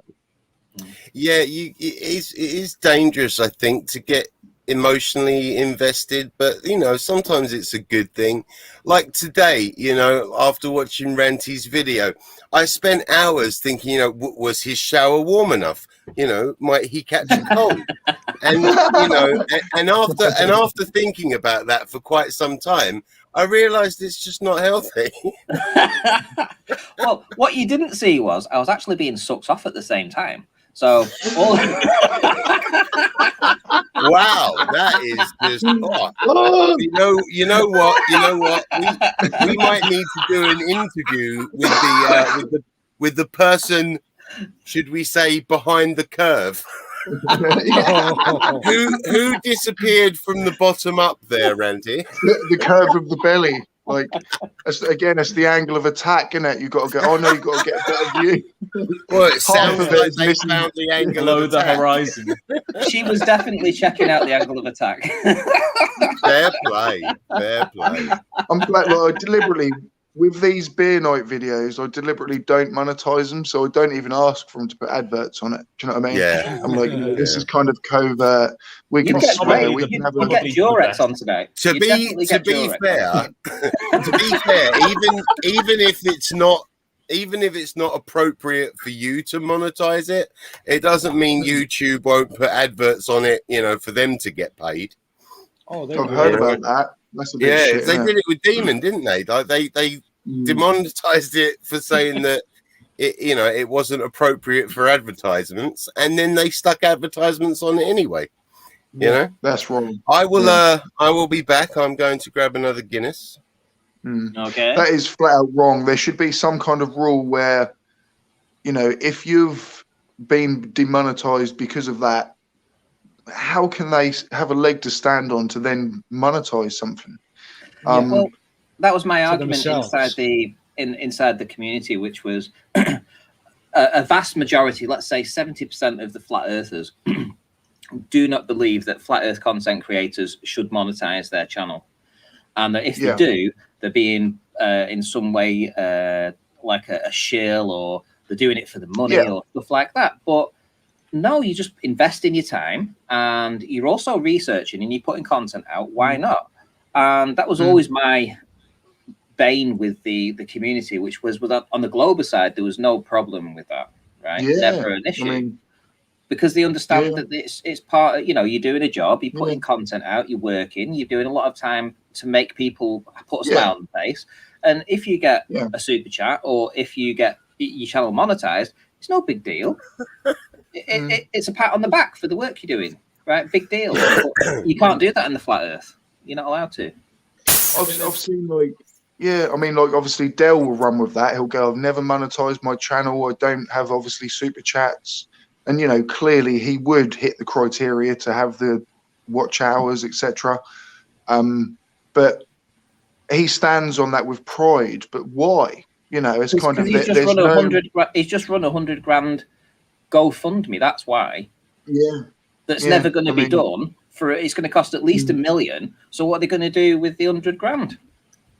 Yeah, I think it's to the point where some flat earthers, I think, are almost scared of that kind of thing, because they're so sucked up into the everyone's in on it, that they think if you're getting some sort of monetization, then that's got to be evidence of something. You're part of like the system. Government. Yeah, exactly. So it's just a level of paranoia, really, isn't it? It's so sad. I mean, because really, with YouTube, people are there watching it more than they watch something like Netflix, or something like Disney Plus, or what I mean. Like, there's so many things out there, but really they might... he's back. He's back. Dell's back. They might actually, why waste that money on Netflix? And they might think to themselves, I'm going to give £1 a month to Irish Demon, or I'm going to give £1 a month to whoever. But there's really no harm in that. Like we say, if you're sitting there supposedly, being entertaining, you're there, aren't you? If people are going to offer, why the hell would you say no? I wouldn't be surprised if, beyond the imaginary curve, have you ever had a single donation? Like, this is my only one question to you. Have you ever accepted a donation? Have you ever had an email from someone and they say, I'd like to give you £50, I really love what you do? Have you if you have you turned that donation down? That'd be something I'd quite like to see. Alien X Gaming with $10. Thank you so much. Seek Truth, Speak Truth sent me this message. Earth is flat, mate. I told him to look at his balls. Are they flat? There are millions of little STSTs living there, and they don't think it's flat either. Yeah. It's so good. That is so good. It's like that argument, you know, like, oh, the snooker table's flat. You know, we live on the snooker table, all the other balls around. That's the worst argument ever, especially if you've got a telescope and you realise that we aren't the playground that these things are rotating around. You know, it's the sun. I've got a little secret to tell you guys. I've heard on the grapevine that Simon Dan is going to give me a big shout out tomorrow in his video. Nice. That's great. Nice. That's nice. I hope. Can you imagine if he does that wink thing, but he says like, "I'd love it if Ranty got more subscribers than Brandon's channel," and then like, I'm not gonna, and then actually done the wink. Can you imagine if Dan is gonna include the shower scene? Oh, by the way, I think we should all drink for the Simon Dan name drop. Yeah, Simon Dan. Let's just all say it now. Simon Dan, Simon Dan, Simon Dan. Chin chin. Chin chin. Oh, Chin that's that is just absolute class. That chin chin bit, definitely. Come on, Deli boy. Weird. Just come on and have a laugh with us, Del. Literally, let's not. We're having a beer. We're having a beer. Let's just jump on with the lads. We won't even mention flat Earth. Let's just get to know Del. Get to know Del. Get to know Del. Is that a true? Is that a thing? Weirdigans. You know, go and grab yourself a beer, Del. Go back to your shed, jump on, have a chat with us, just chill out, just talk about anything other than flat Earth. Just come in and just talk. Come hang out with the lads, you know? Yeah. Let's. Hang out as mates. We don't have to talk about this bollocks. Yeah, exactly. And, you know, it might be the first time that we know we're right. to people that aren't actually flat earthers for a time. You know, you just have a chat with them just about anything. Talk about snooker or football or, I don't know, rugby. Yeah. I always want to give people the opinion, what's called the benefit of the doubt. Sorry, it's the alcohol kicking in. But even with Del, like, does Del really believe the Earth is flat, or does he not? None of us here can actually even answer that question. None of us really know whether he even believes it or not. He could just be hoodwinking everyone, but why? He's got no monetary gain, as he will say. But you still get emotional and egotistical gain, and that can be a big pool. Just as powerful. If you're not really worried about trying to get money, you know. So that's not really an argument. So are you even a flat earther? I don't know. I'd like well, I know you'll say you're not. You'll say you're a level, or, you know, this or that or whatever. But even that, Del, that would be such a... What even do you represent? All you seem to say is... In my opinion, I think Del is. However you want to word it, Del is... I think Del is... A globe skeptic. Yeah. You're a bit low there, mate, Bullet Bill. Could you increase the volume of your... let me see if I can. Yeah. Listen, I just wanted to ask you guys whilst you're here. Do you think that I mean, Del just said something there before about Ranty thinks he's intelligent now or something, and that got me thinking about what flat earthers say, which is that if you have a education, you are not more intelligent than anybody else.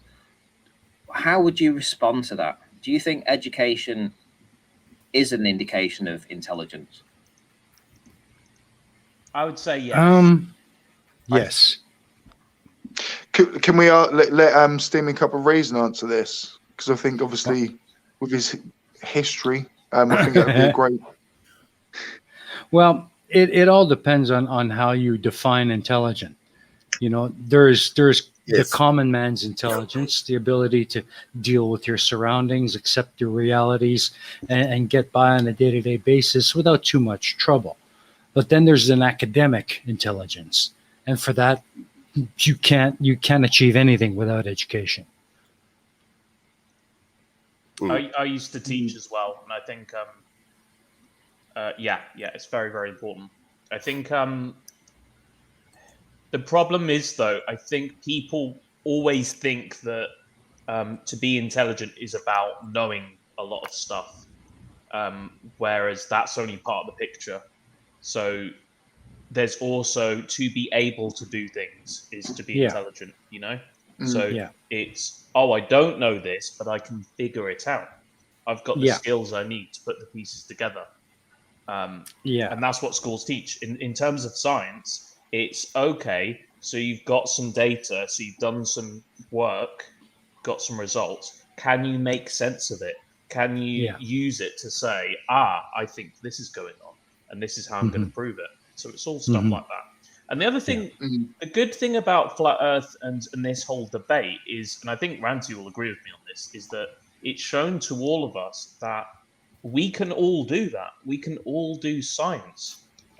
You know, we don't always have access to labs and things like that, but there's so much stuff that we can actually do for ourselves. Yeah. Science, Education. like, as a flat earther, sorry, Pain of Progress, buddy, but please do step in after me. But what I was going to say was, like, you know, as a flat earther, science is just cut off straight away, you know, and you're just like, it's fake, it's pseudoscience, means absolutely nothing. And to kind of just have those floodgates opened again is quite overwhelming when you think, gravity is real. We are going around the sun. Oh my God, the universe is, as far as we know, just infinitely huge. Like, you know, we are the tiniest speck of a speck of a speck of a speck of dust. In, you know, do you know what I mean? We, as a planet, we're nothing compared to the universe. And to go from, like, we're the center of the universe, everything I do is around creation, and, you know, it is a big step. It is. Sorry, steaming mate, I cut in, but please do carry on. Well, I was just going to kind of expand a little bit on what Bullet Bill said. Intelligence is not just knowing things, and you're absolutely right. There's a lot more to it. Intelligence to me is understanding and being able to apply that understanding and accept the results of that application. You know, that's to me what intelligence is. Go ahead. When I was at university, and we had a tutor that taught us trainee teachers, and a really brilliant teacher, and we were talking about learning. Don't worry, this isn't going to get boring. I hope it's only going to be brief, but we're talking about learning objectives. Some of you might remember this depending on your age. You know, so you would say, today we are trying to learn this or that, and talking about using the word understand. So by the end of this lesson, I will understand blah blah blah. And he was saying to us, you know, be careful using that word, because understand is a very, very powerful word. If you can say that you understand something, that implies a very, very thorough knowledge of how something works. And it's true, actually, when you think about it. If you understand something, that's more than just knowing it. That's more than just of hearing of it or being able to use it in the right context. It's having that deep sort of level of knowledge. I'll tell you what, actually, something though is, I remember from my conspiracy days, is, you know, I was getting into the whole old maritime law versus this law, and do you know what I mean? Like, you know, all of our laws are based on maritime law, and I thought that in a court of law, you know, when they say please rise and you stand, and I actually have been in the court of law once. I got caught urinating in the town centre and didn't pay my fine. I was about 18, 19, and so I ended up in court for the day. And please stand. So I did. I didn't swear on the Bible at the time because I didn't believe in it. But, Felon. You're a felon, mate. Yeah. Yeah. And I'm trying to think where I even got trying to get from that now. Completely lost it. Sorry, mate. Oh yeah. So you didn't swear Sorry, on the no, Bible. sorry, mate. I've got it back. So the whole maritime law, understand. So as a conspiracy theorist, I heard that even the word understand. So do you understand me? Do you stand beneath me? If you know what I mean. So like psychologically, that is you say to someone, do you understand? And you're basically saying like, do you stand beneath me? But psychologically, if you know what I mean, like, so I understand, that just hit home again when you said understand. And I kind of was like, oh yeah, like, and they used to say in the court of law, like, if a judge says, do you understand? And you say yes, you are then understanding the court and saying, yes, you can rule over me. So I was told, never stand when they ask you to stand, if you know what I mean. But that's my old conspiracy head, and I actually haven't really thought about that since, if you know what I mean. But obviously I know that's going to be messed up as well, like everything has been when I've looked at it. Yeah. Mm-hmm. Yeah. Sorry guys, I just derailed that a bit. Yeah. That's fine. I had like Can we go back to our favourite random... flirf? Can we go back to our favourite flirf and respond to Deli, who says, when parallel lines appear to converge, what is that an effect of? Can anybody answer? Come on then. Bullet Bill, you can answer. Go on, Bullet. Perspective. Yay! Yay!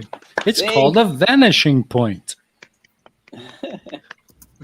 Poor Del. You thought we couldn't answer that. Right, now, Del, can you answer my question, please? Go on, Bullet Bill, ask him. Train tracks, so train tracks, got two tracks like that. When do they cross over each other like that? Because surely they must do at some point if what you're saying is true. So we know train Must tracks be so many parallel. When do derailments. they cross over each other?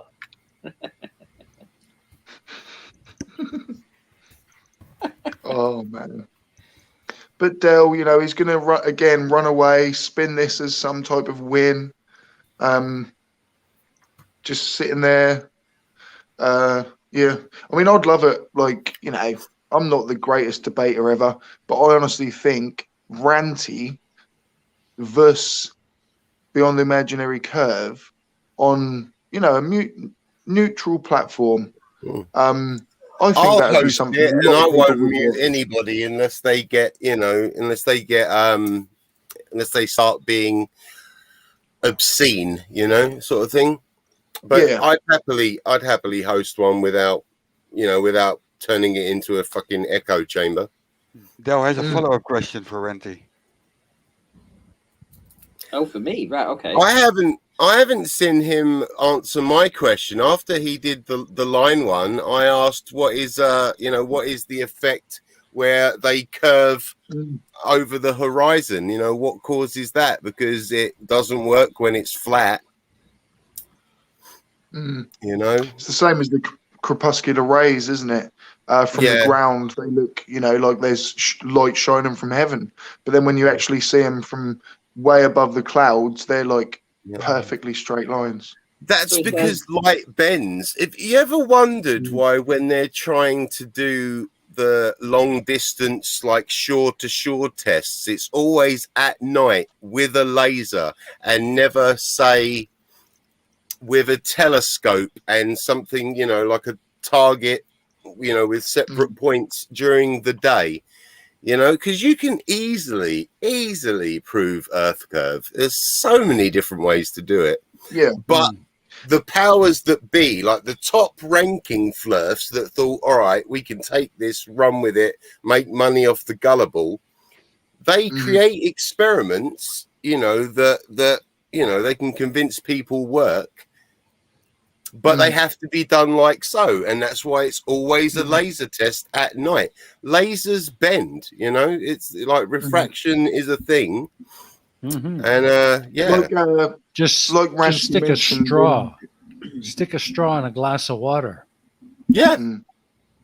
exactly. Try Exactly to the go. same thing. Try to go fishing with a spear, like old school spear fishing, because the fish aren't where you see them. They're off at an angle. Well, let me just answer this to Beyond the Imaginary Curve. Sorry that you've been timed out by Dresden. That wasn't Oh no, any of please try not our to. fault. Unless he's being swearing or whatever. Please don't time out.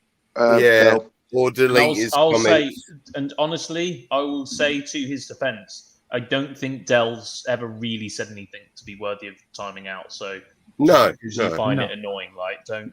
I know it's tempting, but it Yeah. doesn't really help us to interact. And with and flat he's earthers not on he's that. not doing a Gary Wybenga and copy pasting, which to me does deserve timing out. Dell. It looks like he is typing stuff as he goes. So yeah, I agree there. I said the other day, guys, sorry, I have a bit, I do respect Del a bit. Do you know what I mean? Yes, he's outspoken. He swears a lot, but not being funny is bloody Scottish. Do you know what I mean? So Yeah, I'll let him off a little bit. And yeah, we all do. I think he genuinely believes it. I honestly try and look deep, and I think you do believe it, Del, and you kind of gain points there because. Then it's kind of he's fair not, enough that you're being a dickhead, yeah. isn't it? You know what I mean? He's But not. He's not if you know we bullshitting live on a like globe, if you know we live on a globe, and you're being like this, then you're being an absolute muppet, dude. So it's either one or the other, if you know what I mean. So it's kind of why I just want to chat, dude. And there doesn't have to be swearing. It's I just want to chat to you. We have there all these doesn't even pretend have to stars be and globe fights. and flat Earth, Yeah, does there? it's There like could just bloody be hanging EastEnders out. sometimes. Don't just literally one time. Let's just go. Look, let's have a chat. Let's promise each other for half an hour. We will not swear. We will not get angry, and we will just talk to each other. And I can't see the problem in that. Why is that an issue? There does not have to be anger within what we do. And yes, we all get rowdy, we get lively, but it's kind of because when you swing one, you get one swung back at you, But just be nice, and people are going to be nice to you. Simple as that. Let me answer his question because he asked it. He asked it a few times. He Yeah. says, "And perspective is an effect of question mark, right?" So that was his question, and perspective is an effect of. Well, perspective is an effect of lots of different things. I mean, it's not just one thing. There's no one thing that you can just say it's absolutely this or that or the other. It's a whole host of things. But the main thing is it's an effect of vision, or how you vision and distance, isn't it? Yeah, how you visualize something. But you can't just quantify that and say that it's definitely, it's all about vision. Well, no, there's a whole plethora of other things that go into that. What are you using to visualize it? Are you using your eyeball? Are you using a camera? What's the limitations of the camera? What's the limitations of your eyeball? It's not as simple as just saying, and perspective is an effect of, because that's just a stupid reasoning, stupid question. Could you do me a favor, Ranty? What is he trying to get at there? Because I genuinely don't know what the Dell talking point would be. Do you know what he was trying to get at there? He's trying to say that he's obviously bought into this idea of diffraction, and he's obviously bought into this idea that things can disappear from the bottom up due to perspective, right? He listens to a lot of people's channels and things like this, and he's clearly bought into the Nathan Oakley diffraction bollocks, right? And this is what he's trying to get to. He's trying to drag the conversation around perspective. You don't understand perspective. Believe you me, Del, I led the way on perspective in Flat Earth. I should know it better than anybody, right? All of Nathan's work that he talks about now, half of his videos, half of his images that he posts in the background are images that I took, videos that I took, and half of the stuff that he talks about are things that I actually brought to the table. So you can't tell me about what perspective is, and I don't want to just sort of big myself up at this, but essentially I wrote the book for it, right? if you look on Globebusters and you go and look at a lot of the talk about perspective and observations and things like that, I was on Globebusters, Jeranisms, you know, bigger channels than yours, Del, right? And I was actually putting this content out there. So I definitely understand perspective. So don't try and come across as like you're asking me a question. You know, I'm trying to educate you. It's not just a one trick pony. There's not just one answer to that. You know, vision is one thing, but there's a whole plethora of other things that go into that. Here's my question to Del. All right, so you know, you guys try to say that it's like you know your angular resolution, and he's just said that geometry of vision is spherical, and all this stuff, right? And that it's that and perspective that explains how stuff not only disappears from the bottom up, but the bottom disappears and then the rest of it drops down. If you're looking at someone in the distance, you're not always looking at their feet. Often you're rarely looking at their feet. You're looking at their head. So angle of you know, like that little angle of resolution, it might not even be looking at their feet. And also the angle of resolution doesn't make something invisible. It just stops you being able to look at detail. Yeah, resolve it. It's right, exactly. Resolve it. So, you know, that being said, how does it make feet disappear? And if I'm looking at the, I think actually Ranty did the perfect thing in his last video. You know, if you've got a building or something, the top of that building is further away than, you know, the main part at eye level, because that's how distance works. Obviously, you know, it's further away from your eye, so that should be what's disappearing. Yeah, disappearing from the top down, not the bottom up. So if you see the top of something, he says, "Prove him wrong, dude. We prove you wrong with everything we say." Well, he just said to me, he called me out and he said, "Ranty, you are obviously confused and deluded, right? So tell me which part that I'm confused about, and tell me which part I'm deluded on. So go ahead. You've just made two claims there. I'm obviously confused and I'm obviously deluded. So please tell me in that order. Go ahead. Go. Do it now." Yeah. He's gonna. I think it's such a challenge. Jose called out beautifully. He's going to talk about. He wants to lead into optics and things like that, or something to do with your eyes. I think that he likes talking about that sort of stuff, doesn't he? And I think Seek, you know a bit more. Yeah, and yeah, at the same time, like a lot of flat earthers are always saying that you have to trust your senses, you know? And then they talk about like the stuff that your eyes can't resolve. You know, we've developed all of these wonderful advances in science and technology because the human body is fallible. It is not perfect. It cannot, you know, trust your senses. Atoms no longer exist. Infrared light no longer exists. Yeah, like you know, I can't see most shades of colours, you know, because I'm colourblind. We can't hear all frequencies. Level Earth Observer did a beautiful video of why you cannot trust your senses with optical illusions. So thank you, Adam. Yeah, exactly. I love how Beyond the Imaginary Curver said, "We Ranty the dancer." Is that his argument? Like, dude, he's just jealous because he can't move as good as Ranty. You're dancing in your kilt, Del. Like we know what would happen if the wind blew up. You know, you're just kind of. You're not doing anything. You're just sitting in what the he's chat, saying mate. is what he's saying is that I'm dancing to his tune. What he's saying is that he's typing something, I'm responding, so I'm dancing for him.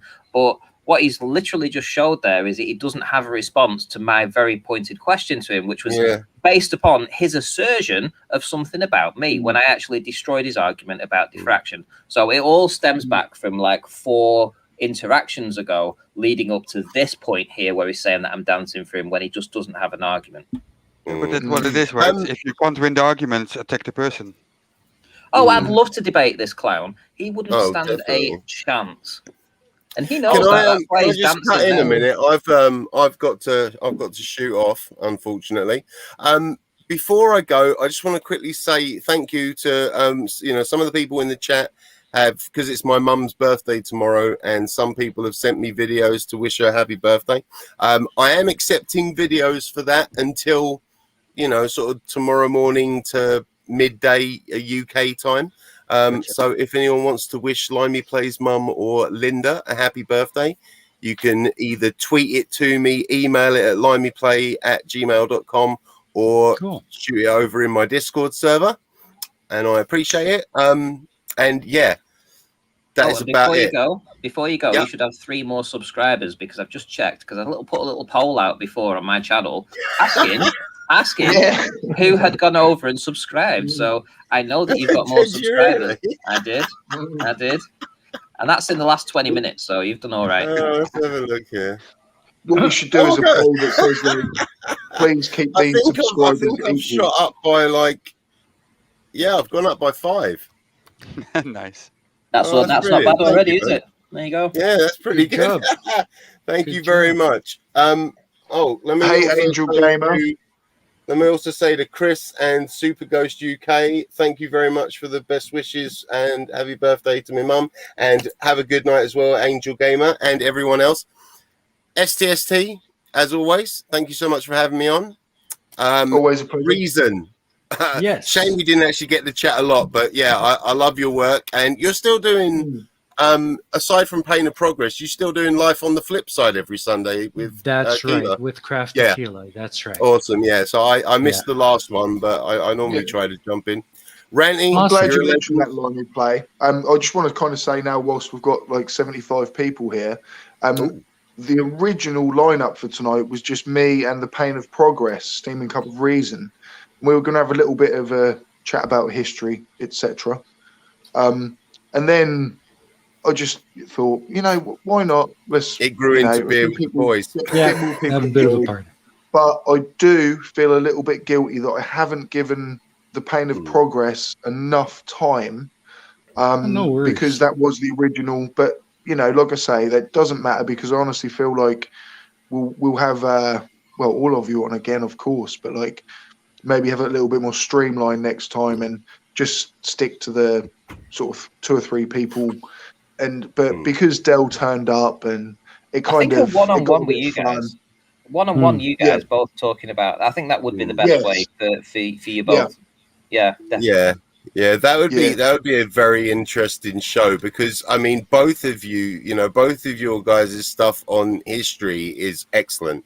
You know, I personally, I believe they're both worthy of, you know, television. You know, like they're better than some shows I've seen going into history and that. So yeah, keep it up. It's you know, it's really thank good. you very much. Oh, no problem. But yes, I must go. No, mate. Thank you so much for coming, buddy. Cheers, Thanks, guys. Good seeing you all. Hope we can do this again, mate. Bye. Oh, definitely. Take care, guys.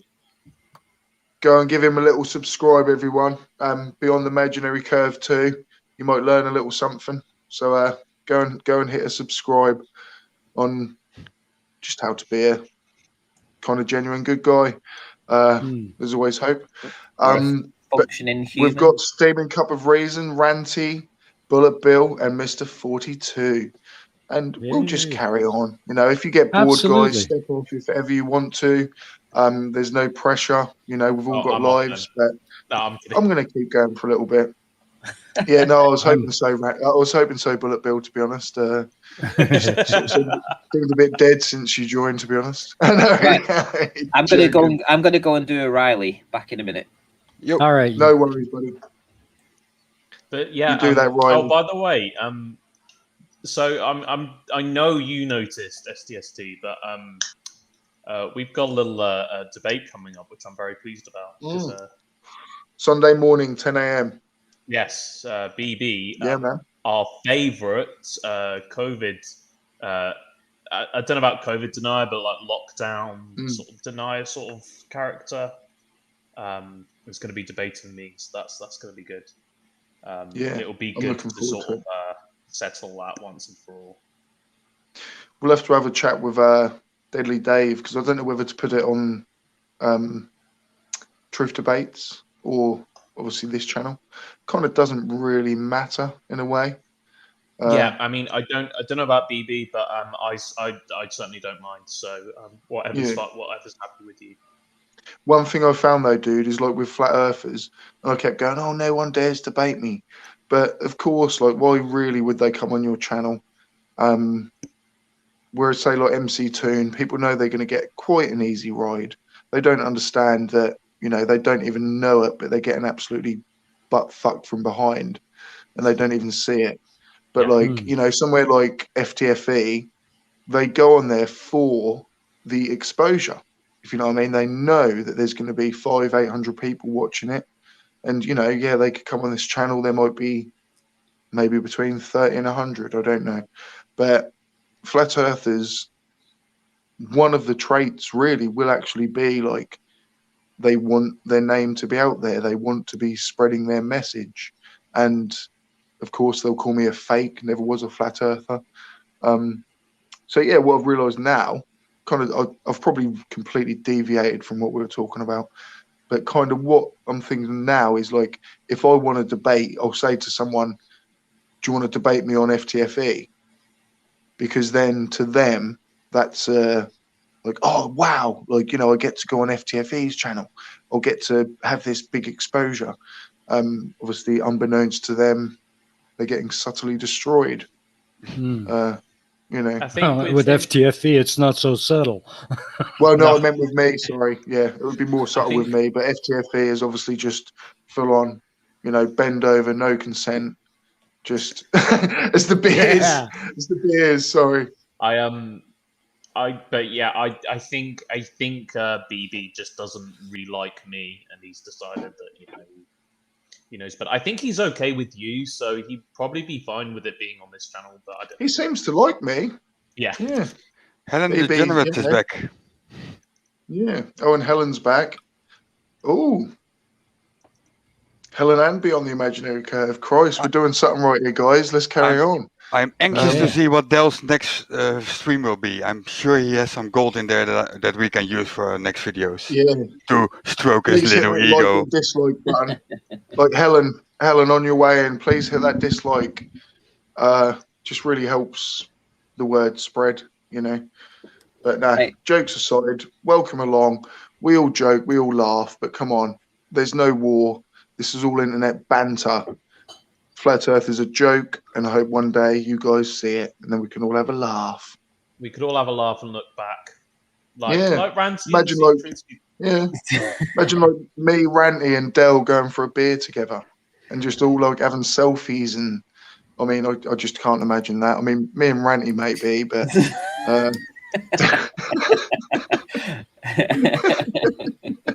You know what? Like Dell would have to be like chained to a post somewhere. No, I'm not going to carry on. I'd almost love to convert to flat Earth, just so I can debate someone, and just do it from that side. That would be fun. Well, here's something for you guys. Dell is definitely the real Dell, because if you have Google Chrome, I don't know if you use Google Chrome. Oh, that is actually him. I was thinking maybe it wasn't him. Well, there is an extension that you can use, and it's called Go To Channel. That's it. Dead easy. Go To Channel. Type in that extension into Google Chrome, and when you enable it, next time you look at the chat in the side, the person's name gets highlighted in green, and then you can click it, and it takes you to, obviously, their channel. And, of course, it is the real Dell that's in there. Nice. Mm-hmm. I mean, it was either Dell or a very, very talented actor, let's be honest. Yeah. Yeah. And again, we'll reiterate for anyone in the chat, 71 people here, there is a link at the top. Dell could click that right now and be here with us. I don't blame him for not. I'm not calling him a pussy because there's 5 of us and 1 of him. But there is a link, and we will promise to be good people if you promise to be a good person. And then we do have Helen Degenerates. Well, what do I say? Nothing really. I thought that was Dell at one point, but I don't know, mate, unless you've got full hands. Let's see. Ooh, that would come in handy. You know what?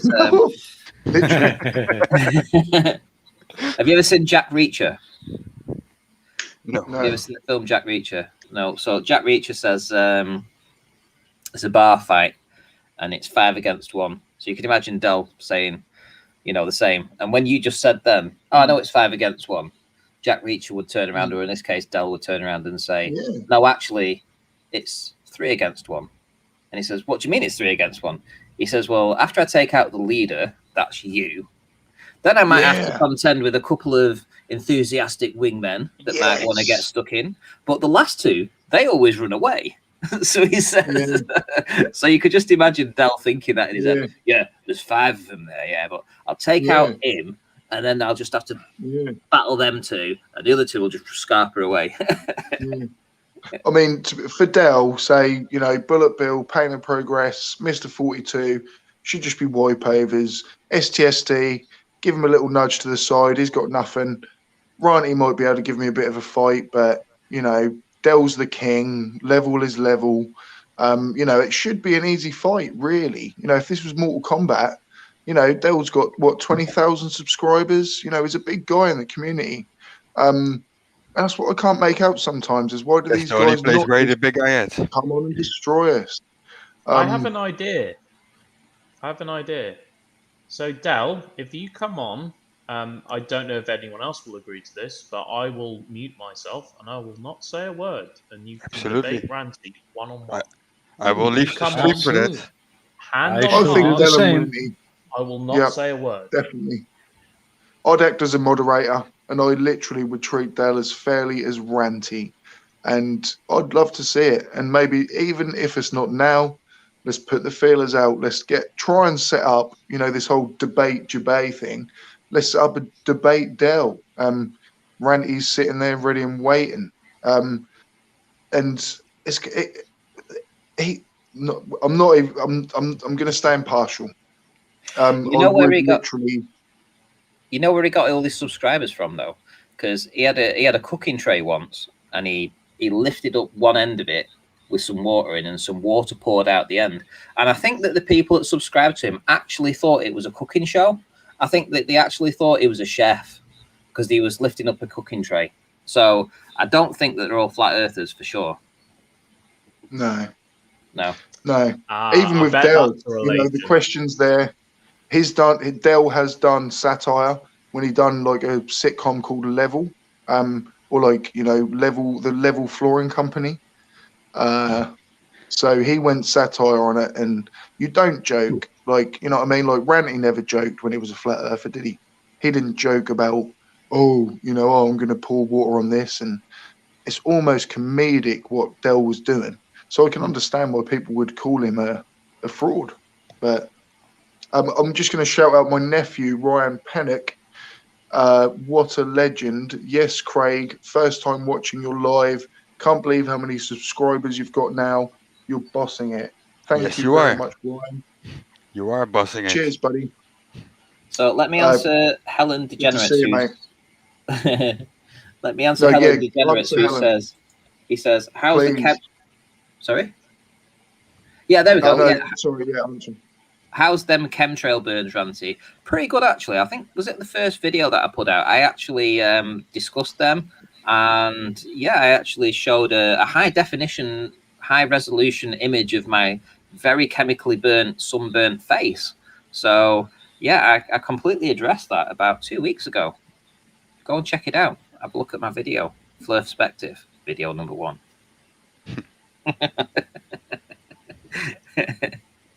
It is a great video. Everyone should go and watch that video. Like, Ranty is not being funny.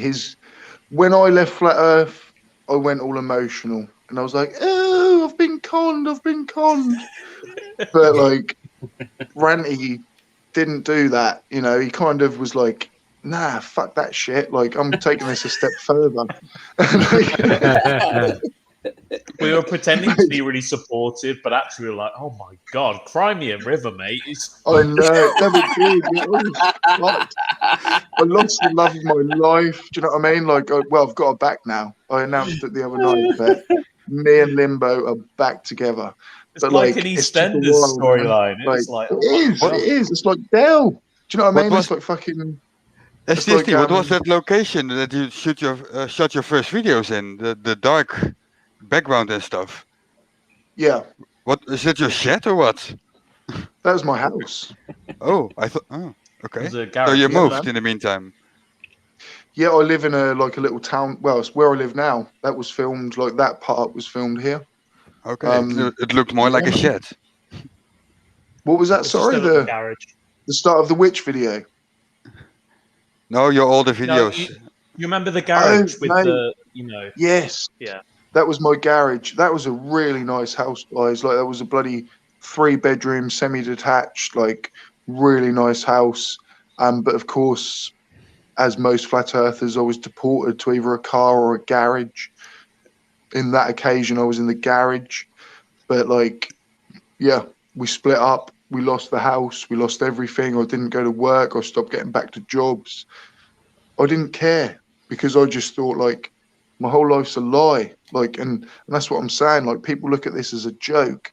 Like, most Globers don't even believe flat earthers can even exist. I don't think, you know. But it's understandable. But like, it's fucking real, and it does affect people's lives, you know. So it has taken me a while, but maybe I went very public on it. But I'm not trying to obviously pull anything out of Ranty. But I did want to say to you, dude, like, if there ever is like that kind of moment when you're like, fucking hell, man, like, please do reach out to me if I can try and help you. But you seem to be doing so well. Like, you've handled it, not being funny, so much better than I did. Because you've just ran with it and just fucking got your Glock and your fucking, you know, AK out and just started firing bullets. Well, I've just accepted that, you know, anybody can be made a fool of in anything, and I'm not just talking about flat earth here. So you can also apply that to relationships. I'm sure that you've all been in a relationship and you've thought to yourself after you've walked away, holy fuck, what was I doing in that relationship? What kind of idiot was I? Why did I do this? Why did I even go back? Or whatever it could be. And I'm sure that there's lots of different instances that you can apply that to. So I just looked at it the same way. I looked back at this and thought to myself, how, you know, I looked at it like a relationship and thought, how the fuck did I end up in that relationship? You know, like, how did I end up in that flat earth for that amount of time? And then you look at how stupid you were, and then you grow past that. So obviously you've been in relationships, it's not worked out. So you take the loss from that and then you apply it to the next relationship and you think, I'm not going to do that again. So it's exactly the same. I've applied exactly the same logic to that, as in, this is what, you know, anybody can be fooled at any time. Anybody can be hoodwinked, you know, made it, you know, and it's exactly the same. It's exactly the same. I was, you know, that's how I view it. I love what Tusk has put here. Ranty, how long did you think you would get away with pretending you're not Paul Daniels? Do a trick. Dude, mate, like I said earlier, you're too good for YouTube, man. Like, I think with your most recent videos, please try and get something written. Like, to me, you're like Ricky Gervais or something. Do you know what I mean? Like, you've got this comedic potential there. Like, I can see it. If you've done so well, with your, obviously, you know, you're pumping videos out, man, like there's potential there. I can see it. So I'm just actually excited to see you develop. Well, I hope to be able to keep putting videos out. You know, I mean, I need content for that, and I need to have inspiration for that. So we'll see. We'll see where it goes. I'm just enjoying what I'm doing at the minute. There's probably a video. You could probably pick out Dell's comments in this live stream and make a video on it, and that would make for a brilliant video. To be honest, I reckon. Oh, I probably could. You're right. Absolutely. I mean, I could probably go to watch just one of Dell's streams and do the same. You know, it would be just comedic value. Oh, yeah, just where you can just kind of dip your toe in, can't you? And you know, you can think, right, I'll look at this person today, and you're going to be able to tear them a new one, aren't you? You know. Well, it's like when you it's like when you did when Rumpus went on to Oakley. There was a bit of a creative liberty there, but that was pretty much it. It was like, you know, literally summed it up. Yeah, actually summed it up in like 5 seconds. What actually happens on that show? So they're gonna let Rumpus get a word in. Hi, Did you hear that, everybody? Hi. So now that Rumpus has had his word in, now for Nathan to get his word in. You fucking moron. It's funny as well because I can't remember which of you made this point, but there's people have stopped going on because even Rumpus at one point, I was thinking to myself, Rumpus, why are you going on Oakley's show? Why are you doing it? And after a while, I think people just stopped going on. So he's so desperate for someone to argue with. I mean, he went off against Witsit. Did you see that, Ranty? It was bizarre. Yeah, I He did. went off against Witsit. And it was the balloon go down, go boo boom one. Yeah, that's the one that that's the one that I cut out for Rumpus, actually. Actually, all his comments there. But you could apply that to any. I was listening to his debate today. Was it today? Or it was not a live one anyway. And it was one recently I was just putting on in the background to listen to. And exactly the same happened. Somebody got 2 words in or 3 words in, and then Nathan talked for about 90 seconds. And then he sort of like had a pregnant pause, and then the other guy was like, "Is this my time to talk?" And then Nathan was like, "No, I've just paused for no reason." And then he's talking, and then to the other guy, "So I can talk now?" "Oh, now you're interrupting me." And I'm like, Oh my god! it's like a table tennis match or something. Do you know what I mean? And like, he's just playing games with him or thinks he is, and then just waiting for that moment. He's been an absolute moron. I listened to 8 minutes, seriously, of this guy waiting to get a word in, waiting for Nathan to finish. And whenever he tried to get a word in, Nathan was telling him that he was interrupting him. At whatever point it was, he was interrupting him. And he may have only got 30 words out in that entire 8-minute session, but Nathan got about 1,050 words in. It was ridiculous. But that's what happens there. I mean, if people still go in, I think they like the attention. Whoever it is, Rumpus or whoever goes in there, Co-Show at the minute seems to be going in. So they enjoy that interaction. Maybe they enjoy being told off or shouted at. I don't know. Some people get off on that, don't they? I think they're a bit like sadomasochistic or something sometimes, Yeah. Like, I'll just shout out this super chat from Simon Osbaldeston, $4.99. Thank you very much. STST and Ranty showed a rare ability for self-correction. Respect. Thank you. Thank you very much. I'm going to take the moment to say good night. I'm going to call it a night. So thank you for having me on again. Oh, Mr. 42. All right. Yeah. Mr. Nearly at 500 subscribers, Mr. 42. Well done. Yeah, it's growing thanks to some awesome guys. That's crazy. Well done, man. Yeah. So I will be back later. I mean, not this live stream, but future live streams, and see you guys around. Have fun. Absolutely. Take care. Cool. See you later. Thank you. Bye-bye. Cheers, bro. Yeah. I'll tell you what, I suppose, I think we should just carry on. I think we're having a lovely little chat. Absolutely. Why not? Yeah. Why the hell not? I mean, at least 20 minutes, half an hour. Just let's just not put an end to it. Basically, we've got to wait for leave Del. whenever anyone wants to. But yeah, we're still offering. I mean, Del, come on. Bullet Bill, sorry mate, I'll cut you off there. No, I was just saying, is who knows, Del might come on. Yeah, I mean, he might get a bit of Dutch courage. I don't know. But Del, why not? I mean, We've only been waiting for an hour, though. We've only been waiting for an hour. Yeah. So it's I'm sure he's just busy. I'm sure he's just got lots to do. I think. By the way, and he didn't ask my question about why train tracks wouldn't cross over as well. So we'll add that to the list of unanswered questions. So yes, he's good at asking them. I'll give him that. He's not very good at answering them. You wee ninny. Any idiot can answer. Any idiot can ask a question. That's very, very easy. It's a bit hard to actually answer them, isn't it? It's very true. I could ask a question. I could ask, why is the universe not infinite? Or like, what happened before the Big Bang? You could ask any question you want. Doesn't mean it's an intelligent question, does it? Just because you're asking it. That's the trouble, though. Like, these people get lost in the intelligence of thinking the knowledge is in asking the question. Say with Witsit and people like that, when they're like, yeah, but no, you're doing this and that's that fallacy, it's this fallacy. And they literally care more about the language you use than the facts you're talking about. And it's going to be exactly the same with Dale and most of his disciples. Witsit, Riley, Dell, they're very much, I almost want to say verbal flat earthers. So their argument is within word salads, and using words that they've learned.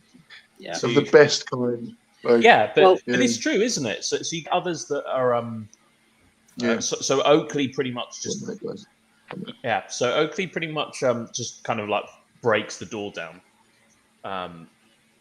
Some of the others are word salad, and some of the others are just the dishonest kinds that will just they kind of like lie their way out of things. Well, if you watch Witsit and you've heard his arguments in the past, you know that his main argument is the geometric horizon, right? So when we debated and he wanted to go over to the geometric horizon, I didn't allow him to do that because it was not needed in the debate. First and foremost, it was pointless. It was an argument that we didn't need to have. And whenever he tried to direct it over there, I kind of expertly pulled him back from that and dragged the conversation back to where it needs to be. And that's why I think if you listen to that debate too, he got quite badly destroyed. Because once you remove that ammunition from them, it's like with Nathan, you've got to disassemble his arguments one by one. So my first attempt recently was the diffraction limit. I've completely destroyed that. Same with Witsit. If you know how to debate him, you can win the argument easily because they have nothing else left.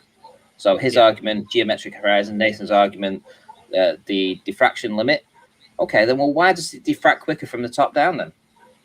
Has a smaller angular size. If there's a 6-foot human on the bottom of the hill and a 6-foot human at the top of the hill's further away because the hill by definition goes up like a cone. So it must be further away. It's a further distance. So the angular size of that person must be smaller. So how is the bottom disappearing first from the bottom up if the top of the mountain has a smaller angular size?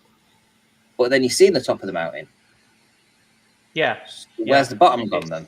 You see, I know this because that sort of side of things is one of your strengths, isn't it, Ranty? Definitely the observations over water perspective kind of things. That is your thing. Yes.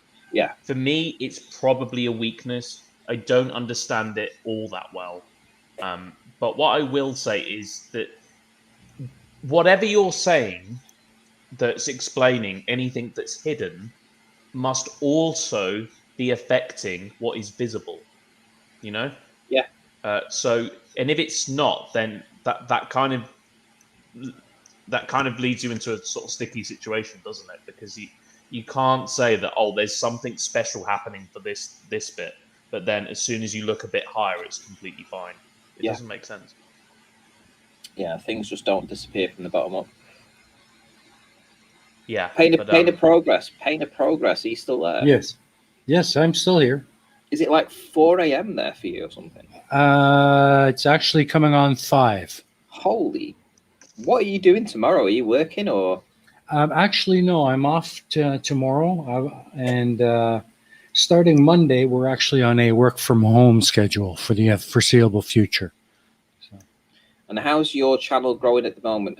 How many subscribers do you have over there? Well, actually, the Pain of Progress at the moment is sitting at 368. But the channel's only been alive for about 5 weeks. So okay. That's bloody good. Have you thought about joining Reddit? I haven't actually. The social media side of things, I'm pretty weak on that stuff. Okay. But I probably will. Yeah, over on Reddit, you need to make a Reddit account, obviously in the name of your channel, and then you need to start talking in some of the forums over there, because they have tens of millions of subscribers, tens of millions on Reddit, Wow. right? So you could go over there and you could find a forum, let's say, with 150,000 or 10 million, you know, doesn't matter, whatever it would be, or a million or whatever, and you would join that forum, you would start interacting in the community there, become a bit of a name for yourself, tell them where people can find your channel, and your channel will just grow from that. Because Reddit is where a lot of people go for conversation on a lot of different things. You know, if you're looking for one place to go to, that's the hub of it. YouTube, to actually get promoted in YouTube, you have to be promoted by YouTube, essentially. And also in this community, you know, yes, we're interested in history, but you know, people subscribing from the flat earth, globe earth community, it's not going to really be the genre that you're going to expect. But if you do it yourself over on Reddit, and you go to people there that are discussing history, and you say, I have a history channel, I have this, I have that, blah, blah, blah, blah, blah. You know, people will actually just gravitate over there to listen to what you've said. And then your word of mouth will spread through the community. And that's the fastest way to get your word out. It's just a bit of advice there, you know. The way I Thanks look for at that it, advice. obviously, I'll do that. Yeah. The way I look at your channel, dude, is it's so much better than how it's being received at the minute. Yeah. And I honestly feel like, what Ranty just hit on it a little bit is like, obviously this community is heavily based around, you know, flat earth, etc. And I've found it a struggle myself with my history channel, a part of history, where I'm trying to introduce myself to other history channels, and really they're not interacting back. And it seems that, like, you know, this kind of community, people seem to get to know each other and get to, I don't know whether it's just me because I'm early doors with it still, but all I've really noticed is, like, no one's really caring about what I'm saying. You know, they just want me to say, great video, well done. And they might give it a love heart, but, you know, so I see a slight difference where there is community within this kind of flat v globe thing. And it's a very different fish to crack. That fish to crack. That's not even a saying. Like, I just amalgamated two sayings together there. I don't even know which two sayings they were. I'm But sorry, might have had but that with. I think you could have taken a bit of advice from Riley there. Yeah, this is a fish. One thing I do want to say: if anybody is in the chat right now as a moderator that could find the Pain of Progress channel, and please do share a link. After this, maybe tomorrow morning when I've woken up, because of course it's beer night, but I will link everyone's channel. But specifically tonight, I do want to highlight the Pain of Progress, and it's only taken me 2 hours and 32 minutes to do so. So I'm so sorry, dude. Like, and I honestly want to get you. I was even thinking on my channel, like, you know my Part of History channel. I've literally only got like 800 subscribers, but I think I'd probably still have about the same amount of people watching it, if you know what I mean. Yeah, because subscribers doesn't matter. You know, that's vanity. But it's the people that actually are interested in watching. So at the minute, I've got 57 people that, like, want to watch what I do, if you know what I mean. I look at subscribers as nothing really, you know. It's like having a house, a mansion, but you've only got access to 3 rooms, like, you know, with the amount of people, the views that I get, if you know what I mean. So I do not look at my subscribers. I look at the views, and it's growing, but I want to also elaborate people like the Steaming Cup of Reason. Here I go. The Pain of Progress. Please check out this guy's channel. If anybody is here that has followed me for my history videos, you will obviously like that history genre. And the narration, I know you've had sort of guest narrators in the past, but I honestly think, dude, you should do your own narration. I know it's lovely that you send it out to other people, but I honestly think people like continuity. And I really think that just you have got a good voice for this, man. And I honestly think once people get used to it, I mean, you know, with regular uploads, it can only do one thing, you know. And Yeah. I It's just all about really, I wish SEO, it mate. upon you. It's all I about wish it SEO. upon you.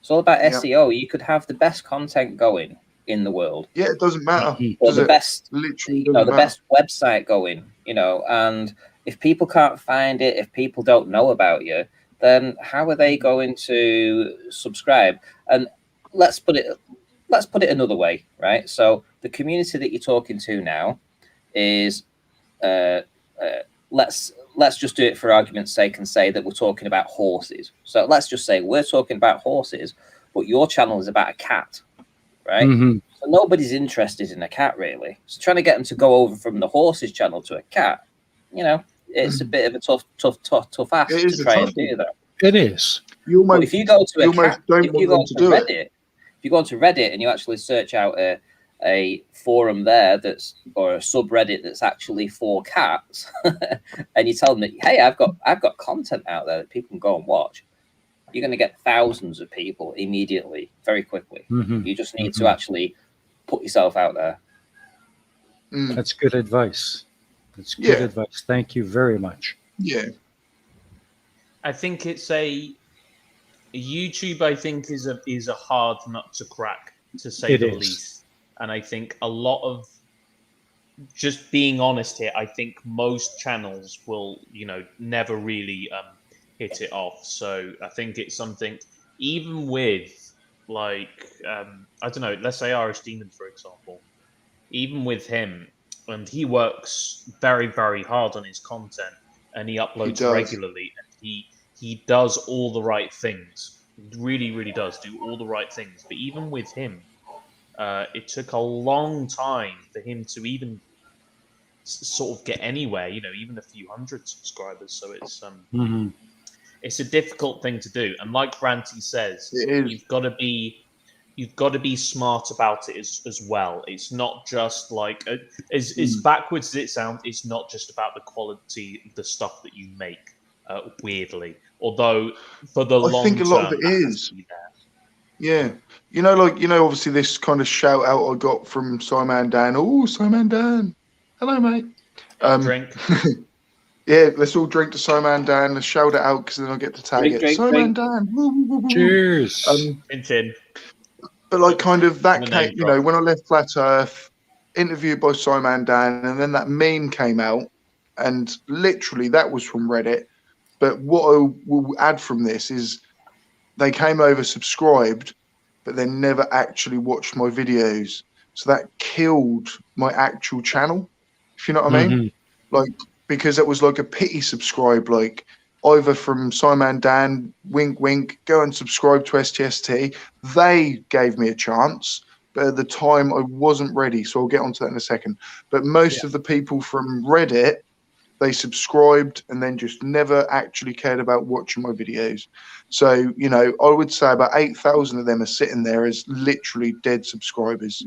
And then obviously, you know, the kind of people that came over from Simon Dan, but I wasn't ready for it. I literally was not ready for that influx of subscribers at the level of videos I was making.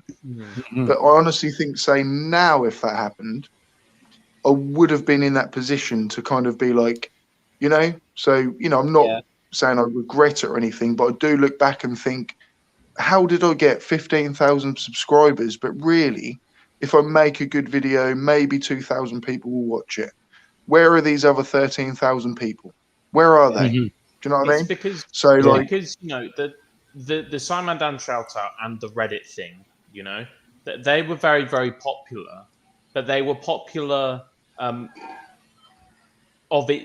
as a thing in itself. Do you know what I mean?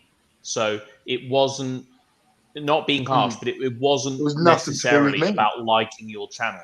So from that, a lot of people thought, oh, let's subscribe to this guy. But when people do that, and I've done this a million times, and I'm sure it's the same for all of you. You do that without thinking like, oh, is this guy's channel has stuff that I want to watch though? You know, you just do it, don't you? But then sometimes you think, oh, maybe I'm not interested in their videos. So that's the thing as well. I mean, I think, to be honest, like, even though you've got like that amount of subscribers that might not necessarily be active right now, that's still a good thing because they haven't might one day. unsubscribed. Do you know what I mean? Yeah, exactly. Like, So I they do might look at one that, day like, pick people up can interest quite again. easily unsubscribe. And honestly, if I counted it up, the amount of people that have subscribed to me would be over 50,000 subscribers. I can guarantee you that now. But there's also been 35,000 people that have then unsubscribed within weeks, Yeah. because the content I'm putting out isn't what they expected. It isn't quite up to the Simon Dan standard or the, do you know what I mean? So kind of, I just wasn't ready, you know, and I kind of, the first few videos I did after that, I was getting 10,000 views, 8,000 views. And then it just went 5, 4, 3, 2. And then, you know, floated between that, went back up a little bit. And I kind of realized, like, it just hit me at the wrong time. Like, I was not ready in that position, emotionally even, to be able to make the quality of videos that will keep that amount of subscribers interested in me, if you know what I mean. So they stayed subscribed, but they don't watch me. Your main interest, I know it. I know it. Your main interest is history. And Yeah, you know, as is. much as It you're is. talking about, yes, you were an ex-flat earther, I agree with that, obviously. But if you had the option to have 15,000 subscribers on your history channel that were, you know, interested in history, you know that Yes. 15,000 interested in history would be watching, you know, each video would get at least 10,000 views, you know. Yeah, that's it. And that's it. Because, and that's where your passion is. I know that, and I know the pain of progress too. And also, I'm trying to say is that there are communities out there that are looking for this kind of content, and I know you're trying to say this is a dead channel, but I get where you're going. I get exactly what you're saying on that, because you're just not getting the views with all the YouTube's looking at you and saying you've got 15,000 subs, you only get a 10% interaction. That's not very good. We won't recommend you. So that's what they force you down the algorithm then, right?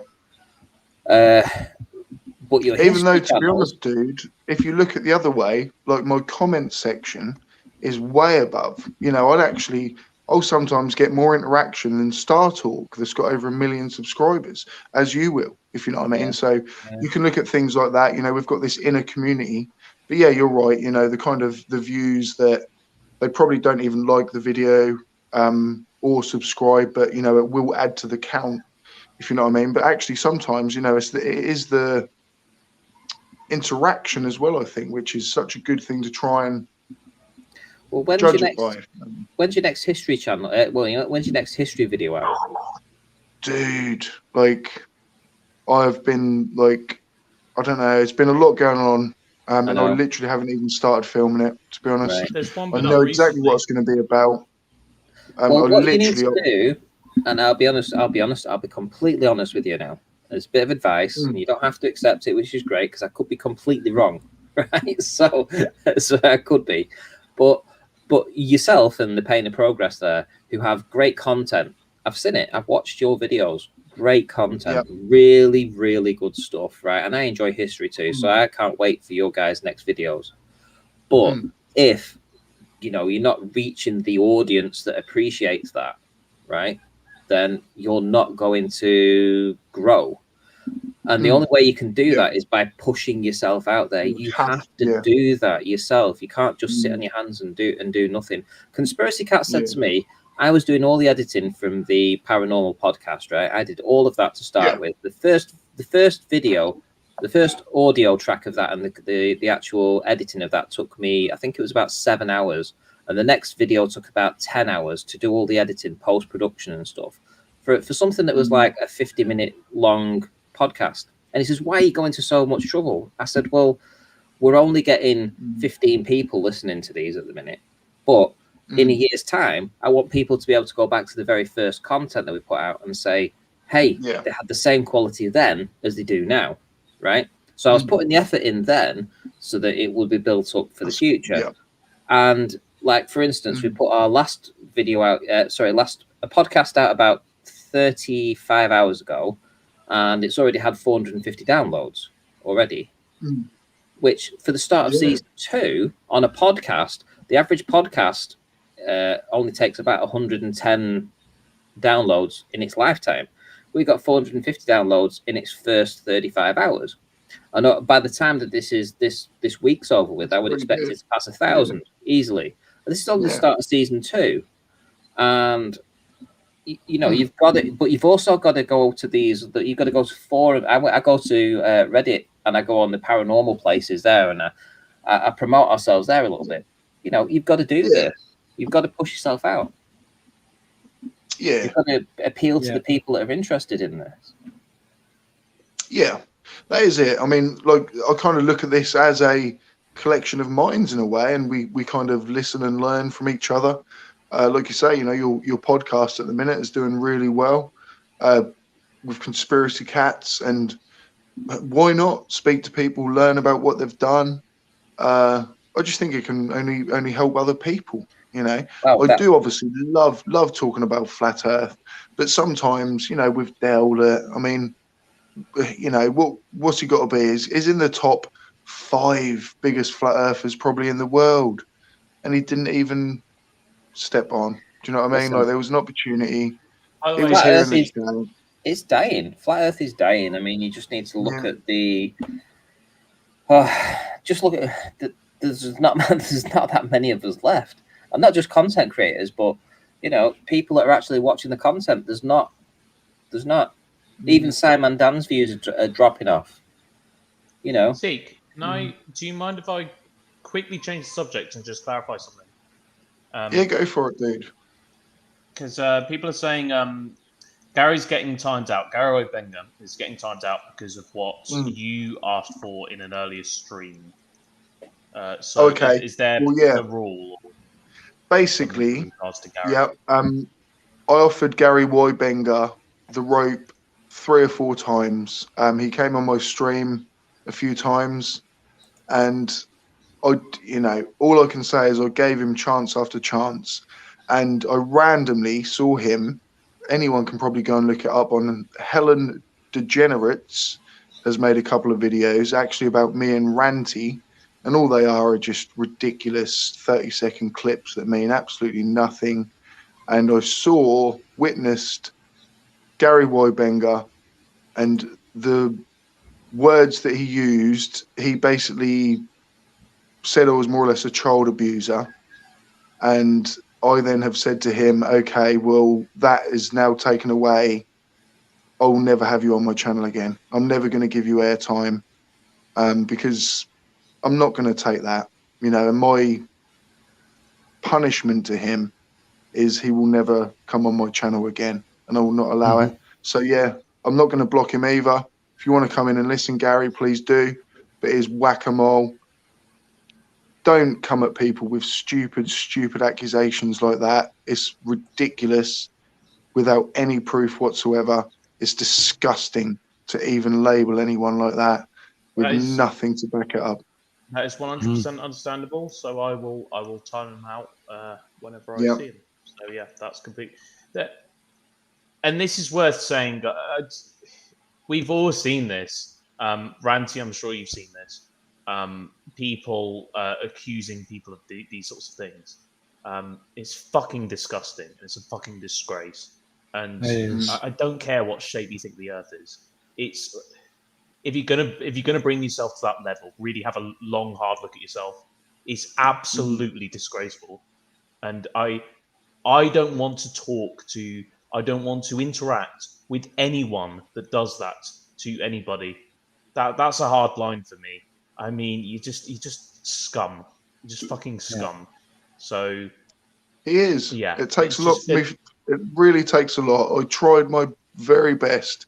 This man claims to be a Christian, and most Christians I've met are very lovely people, and this man certainly isn't one of them. So yeah, stop being a troll, Gary. The sad thing is, as well, I see it's more common. I think it's. I don't know if any of you have heard of QAnon, but I think that's probably where it's stemmed from. The idea of like, oh, if there's anyone you disagree with, or if there's anyone in on this conspiracy, then it means that they're that. and they've bought into this. But it's really disgusting. It's happened to me actually, and it was I can't remember who it was. It was Brian. It was who was it? I can't even remember. It was one of the Bryans, I think. But yeah, there's just no place for that anywhere. It's really disgusting. I really hate it. There's just no place for it anywhere. Yeah. But that just shows how sad the argument is for these guys. You notice how they always call people she, you know, and they think that that is a derogatory term to a man. Like, oh, I'm going to call you she, and think you'll be offended by it. No. Do you know what I mean? Like, how you think that's offensive. Yeah. There are trans men and trans women out there, you know, so. Yeah. If you had proof that the earth was flat, you wouldn't need to be saying to someone like, oh, you're not the gender you actually say you are. Yeah. You know what I mean? Like, how ridiculous is that? That's not science. That's just school ground stuff. Yeah, sorry. Yeah. Anyway, it wasn't Brian's logic. I can't remember who it is. So don't because I got this wrong before. I remember I was in one of FTFE's chats for a debate he was having, and I got it wrong. I think Brian was in the chat, and I thought he was the one who accused me of being that, but it wasn't. So I don't know who it was. So don't guess or anything like that. I can't. It's not important now. But the point is that I did get accused, and so and it does happen to, unfortunately, to a lot of people in this community. So just yeah, let's move on. You know, let's move on from this. It's not a nice conversation, but let's just suffice to say that I'm pretty sure we all agree that is just unacceptable. I don't give a shit what what the context is. It's just I missed what you guys were saying then, but if it was forgive me if I just went to the toilet, so I don't know what you were saying, but I'm just saying that Gary was timed out. Is that for past indiscretions or something? Or that's fair, dude. Like, now I was just explaining, like, he was basically saying that, like, in Helen DeGenerate's one of their videos, he mentioned like touches children, etc. And I'm not going to tolerate that. I'm not then going to allow that person that called me that on my channel. Oh, he says that you touch. Right, okay. He said that I touch children. I'm a child toucher, and I'm not then going to allow that person on my channel. I'd be an absolute fool. So Gary, mate, you really put a dagger in your pursuit of trying to get your message out there, because you're running out of people that will allow you on to even have a voice. I mean, in my opinion, Seek, and this is completely up to you, I would just block him. I don't care if he can't. I don't really care if he can't interact with history. He's probably made that decision for himself. He's burnt that bridge beyond recognition. So the only person he can blame is himself for that. So yeah.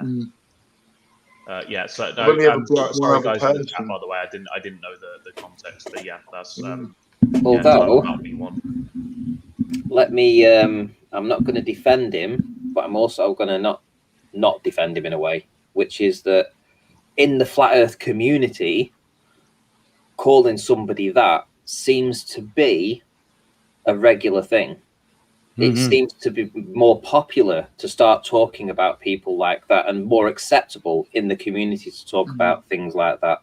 So it may not have been his, if you asked him in normality, whether or not he believed that, he probably wouldn't do it. But because he's online and because the community's saying it and everybody else is saying it, he feels he might have to say that. That's the only thing I can come back with as a possible excuse for what he said, because I would never say that.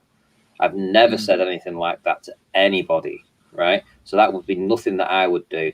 But even as a flat earther, if he was going down that route and he was somewhat brainwashed into saying something like that, you may give him one chance to just say, I fully apologize. I made a massive mistake. I shouldn't have done that.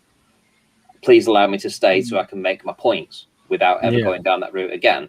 In which case, that might be acceptable, But, that's my only input in this. I'm having nothing to do with it, because there's crossing the line. And I flipped out when I heard what fucking Sleeping Warrior said to Conspiracy Cats, because that was just out of order too, you know. And I made a video about it, you know. So I and you don't, actually I made don't. that as a flat earther. Yes, and I don't. Yeah, I I do remember not. that. I don't condone any of that shit.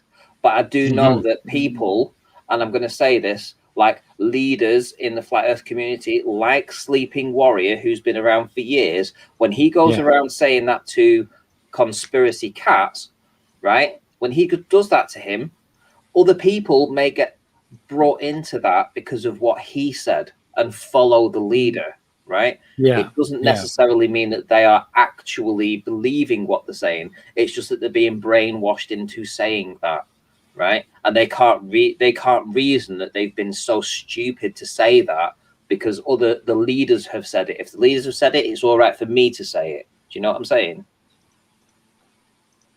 Yeah. We've got Gary saying, I never said any of that kind. He just lied to everyone. Having produced that statement, he won't be able to. Well, I'm live at the minute and I'll look for it, but I'm sure by now you've probably deleted it, Gary. But I saw it and you're not coming on there again, mate. And I'm probably going to block you after this stream. I just can't at the minute because I'm live. But yeah, say goodbye to Gary, everyone. You can block him now. It's your last stream, Gary. So make the most of it. And by the way, I will say, Ranty, with respect, 100% no excuse. 100% no excuse. So you have to have responsibility for what you are saying and what your actions are. So if you I'm sure they are being influenced by the flat earthers, but you need to have responsibility for your actions. And you must have some understanding of the implications of what you are saying. You cannot be that naive, and if you're that naive, then I don't know. You need serious help. But you need to have. It's disgusting. Number one rule of adulthood: you must have responsibility for your actions. I do understand. Listen, I completely understand. Looking from the outside right now, I'm in full agreement with what you're saying. All I'm saying is that if you listen to Nathan Oakley's stream, how do my balls taste? How do my balls taste? You little bitch, you know, and things like this. You know, when you've got somebody like that saying that to another human being who accepts it, and because I listen to it, Kosho's there accepting this. How do my balls taste as I'm thrusting them down your throat?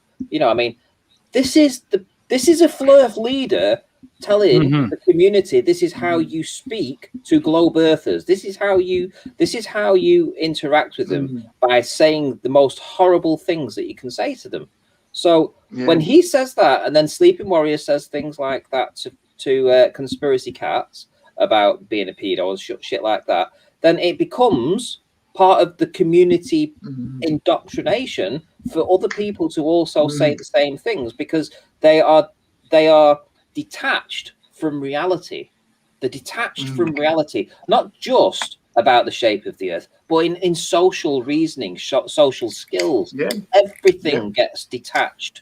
So then it becomes far easier for them to actually start saying things like that and not accepting the consequences or understanding what they've actually said. So they just say it. They just type it. This is what I'm saying, and I totally understand where you're coming from, Bullet Bill, but I'm also saying that inside the Flat Earth community, this is a real pandemic inside the Flat Earth community. It's definitely something that's growing, and it's being influenced by the people at the top. You had Dell in here today saying the same sort of shit, right? This is another leader in the community that's regurgitating the same kind of crap, and the more leaders that say this, the more minions will follow. And they're just being brainwashed, and they're being detached from reality. And this is just another way of why they end up where they end up.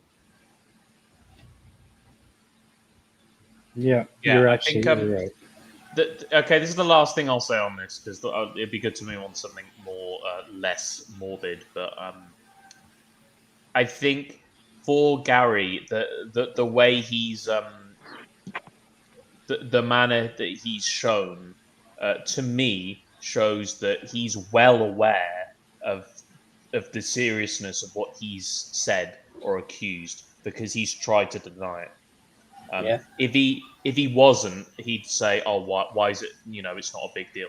So I think, I don't really want to interact with Gary. Again, that's a hard no. No, that's fair enough. To be honest, that 99% of reasonable people would say the same. They'd hear that one time from one person, and in reality, they'd probably meet them and punch them in the face. Do you know what I mean? Probably. That would be their response. So if there was, I mean, if any, it's just even ridiculous to be brought up, but there's no way 3 other people would be sitting here if there was any type of evidence of that, Gary.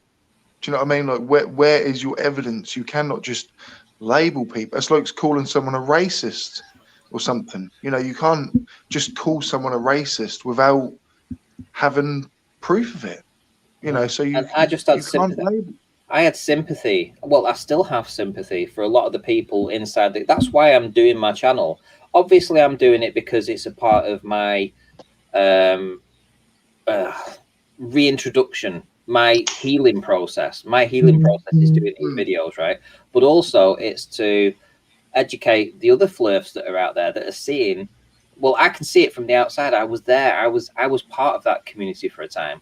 Okay, I wasn't like Dylan. I wasn't like Nathan. I never talked like that. I didn't say shit like that. I still had part of my humanity. You had standards. I still had part of my standards, humanity, whatever you want to call it. I still had my respect for my fellow human being.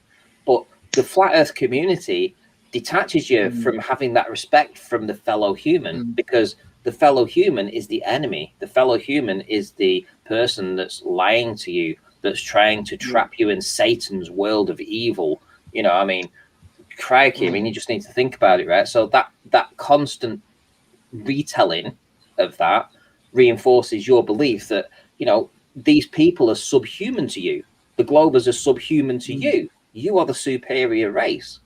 In which case, then it's easier when the Flirth leaders turn around and say, you should speak to them like this, then they follow suit, and then they say it to them just like the leaders have said, right? So on the leaders, there's a huge responsibility on the content creators / leaders out there to actually create the moral high ground.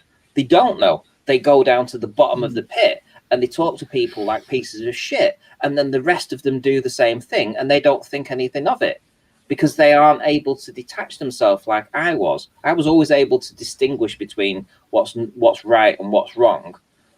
This is a debate. It isn't about the person. It's not, it's not but other people aren't like that. Other people are definitely not like that. Everyone's different. Everyone has different mental capabilities.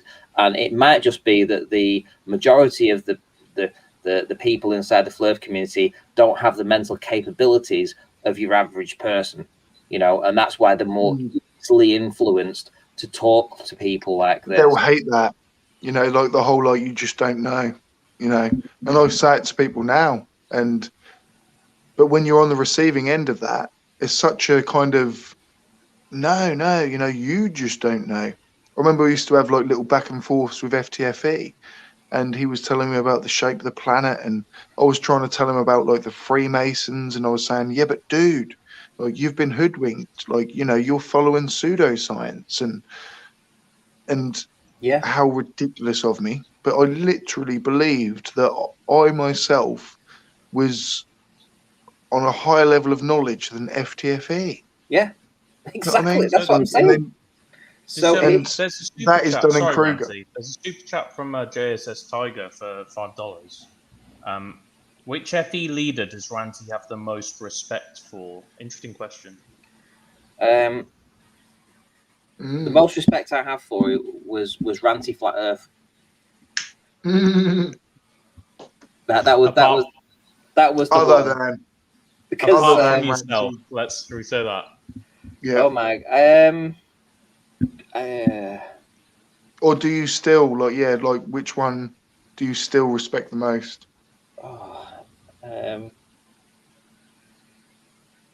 That is the hardest question I think I've ever been asked. Respect as well. I mean, it's like, it doesn't just stop at, respect is a big thing. I need in the lowest form of respect, considering that they are flat earthers. you know. Yeah, like in the lowest, they obviously will cut it off at flat Earth. So the level of respect ends there. So which Do, Okay. do I'm you going through disrespect everybody. least, maybe? Oh, see, I want to say somebody, but I never watched an awful lot of their content. I only watched a small amount proportionally, maybe just 5% of their content. But it's the only person I can think of that I would have any kind of respect for. I'll tell you Who what, was that again, Ranty, sorry? I'll answer the question as well. Go on, Do you want me to answer first? What, for me or for yourself? No, for myself. For myself, if that would. Right. That Okay, helps. then yes, you answer for yourself. Go on. Okay, I'm gonna say Mark Sargent Okay. because Mark Sargent is. I feel like I would be able to have a conversation with him, and I feel like it's likely that if I have a conversation with him, it would not de-escalate. And I think it's very, very rare to be able to say that about a flat earther. I think because Team Skeptic, for example, he went to a flat Earth conference, and Mark Sargent, to his credit, sat down and spoke with him, and it was not heated at all. It was just a pretty civil conversation. So yeah. Yeah, and he would be one of my top two. So, so there you go. So I was actually thinking of saying him originally, but then I don't even know why I didn't say him. But it's like I've gone through every single content creator I can think of. And there is one, like I say, but I've only seen about 5% of their work. So it's going to be tough. I'm going to equally draw it between is two it Dave? people. Is it No. allegedly Dave? No, it's not. Funnily enough, Chin chin. no. Listen, listen. I might get ripped to shreds for this because I haven't seen 95% of their content, so I don't know, right? So I'm going to say two people. Obviously, I'm going to say Mark Sargent. I would agree with that. I have a lot of respect for what he's done, but I also have a lot of respect for Karen B. Yes. Yes. Oh, I literally don't even know. I've heard the name, but I couldn't even picture the face. Don't know who it is. So they would be my top two. As for the rest of them, I don't know. I like Jeranism as well. I mean, at least Jeranism gets out and does his work, and he has, at least he goes out and does stuff. Yeah. Even if he puts holes in boards and it shows that it's a globe, right? Interesting. Yeah, it was interesting. It certainly was. But he put that will never not be 66 funny. people in here. Thank you. That's the devil's number. Well done. We just need just another seems to all 600 just now. click into place sometimes. If you haven't liked the video, please do so. Yeah, we're having fun, and let's just carry on. You know what's funny about the Flat Earth documentary? Actually, Ranty, honest question.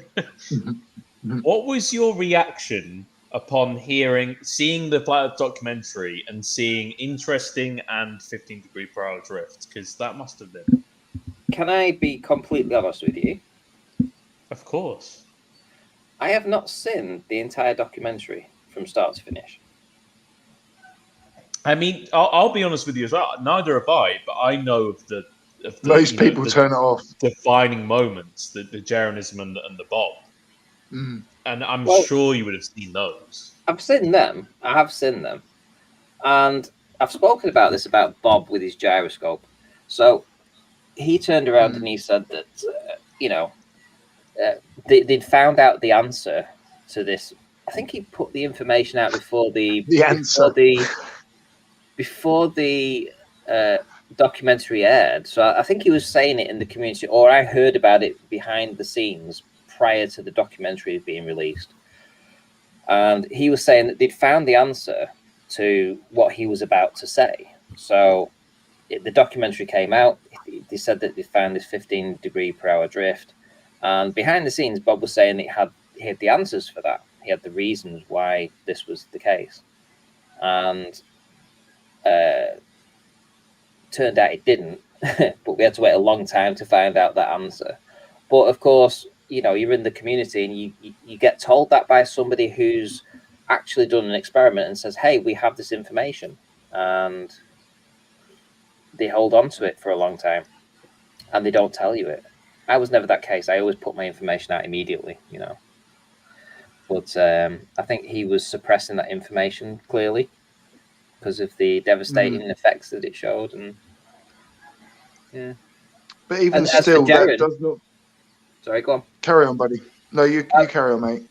And for Jaren, you know, I mean, with his board thing, I mean, obviously the argument was sound. You know, drill some holes in some boards, shine the light through it, and if you can see all the way through from one end to the other, then yeah, it's flat. It turned out that it wasn't the case. He had to lift the light up. Do you remember? So he had to lift it up over the over the curve, and then he said, raise "Interesting." the light a little bit. Yeah. Interesting. Yeah, it was interesting. But again, you've got to check. I didn't see the whole documentary, so I don't know whether or not the boards were cut to size. I didn't see where they were placed next to the lake. I didn't see whether they were actually placed millimeter on the water's edge, you know, and sort of like, you know, and they never move. For me personally, I'd have liked to have seen that. I'd have liked to have seen this is point A, point B, point C. This is the size of the boards. This is the exact hole measurements. This is where they're exactly placed.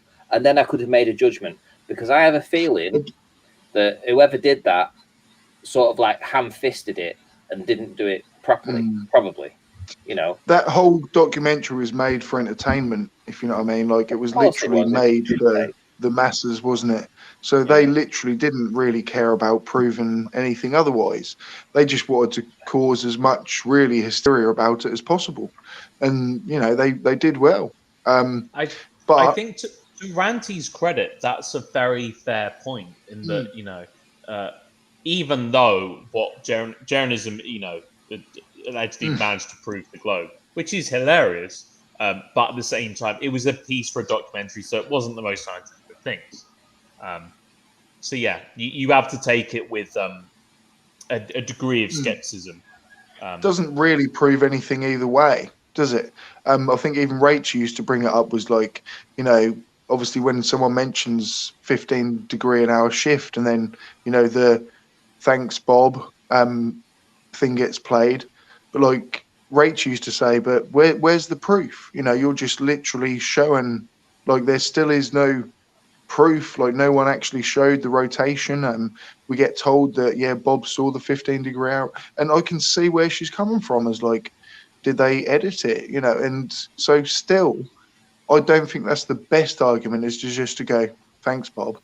Do you know what I mean? Like, there's a better argument than that. It's just a funny argument to say, if you know what I mean. But straight back into the mainstream, and they're jumping back on another series. I think it's a 10-part documentary. So they've all signed up for it, you know, Bob and Jeranism and all that, you know, Dearth, you know, they've all signed up to this. They've all getting paid. I don't know how much money to actually partake in this documentary.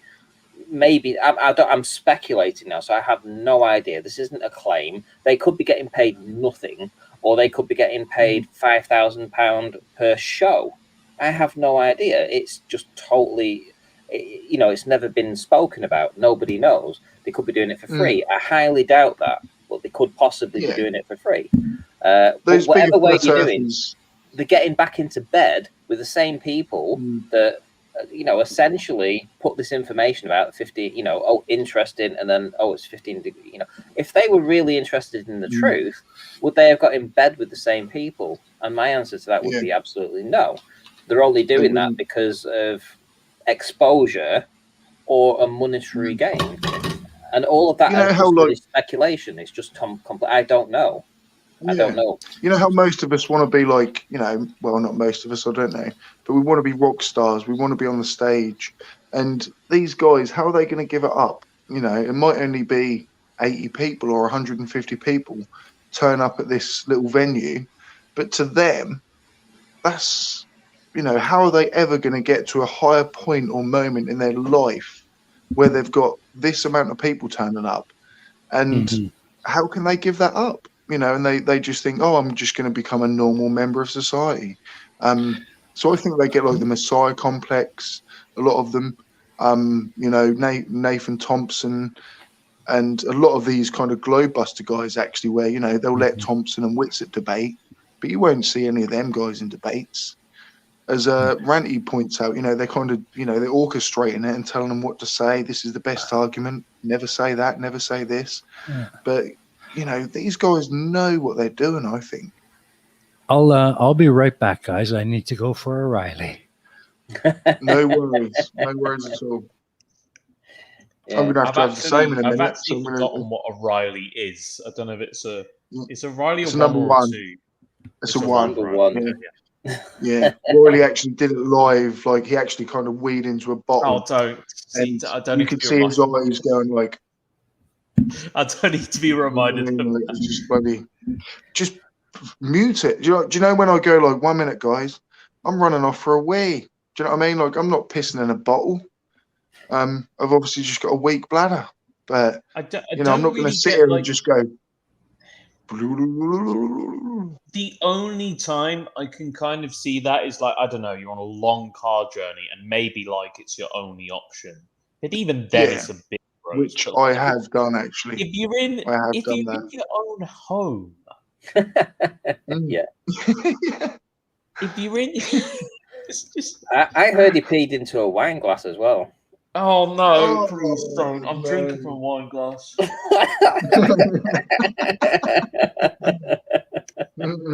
You know, it was just a thought of drinking in that same glass afterwards. You know, it's like Russian roulette. Did you get the? No, Ranty, shut up. I find it crazy, dude. Though, like, I don't know if Bill even knows this, but Ranty's actually met Sleeping Warrior in person. Do you know what I mean? Like, even that alone is like, you know, he's actually physically seen this disgusting slime bag with his own eyes.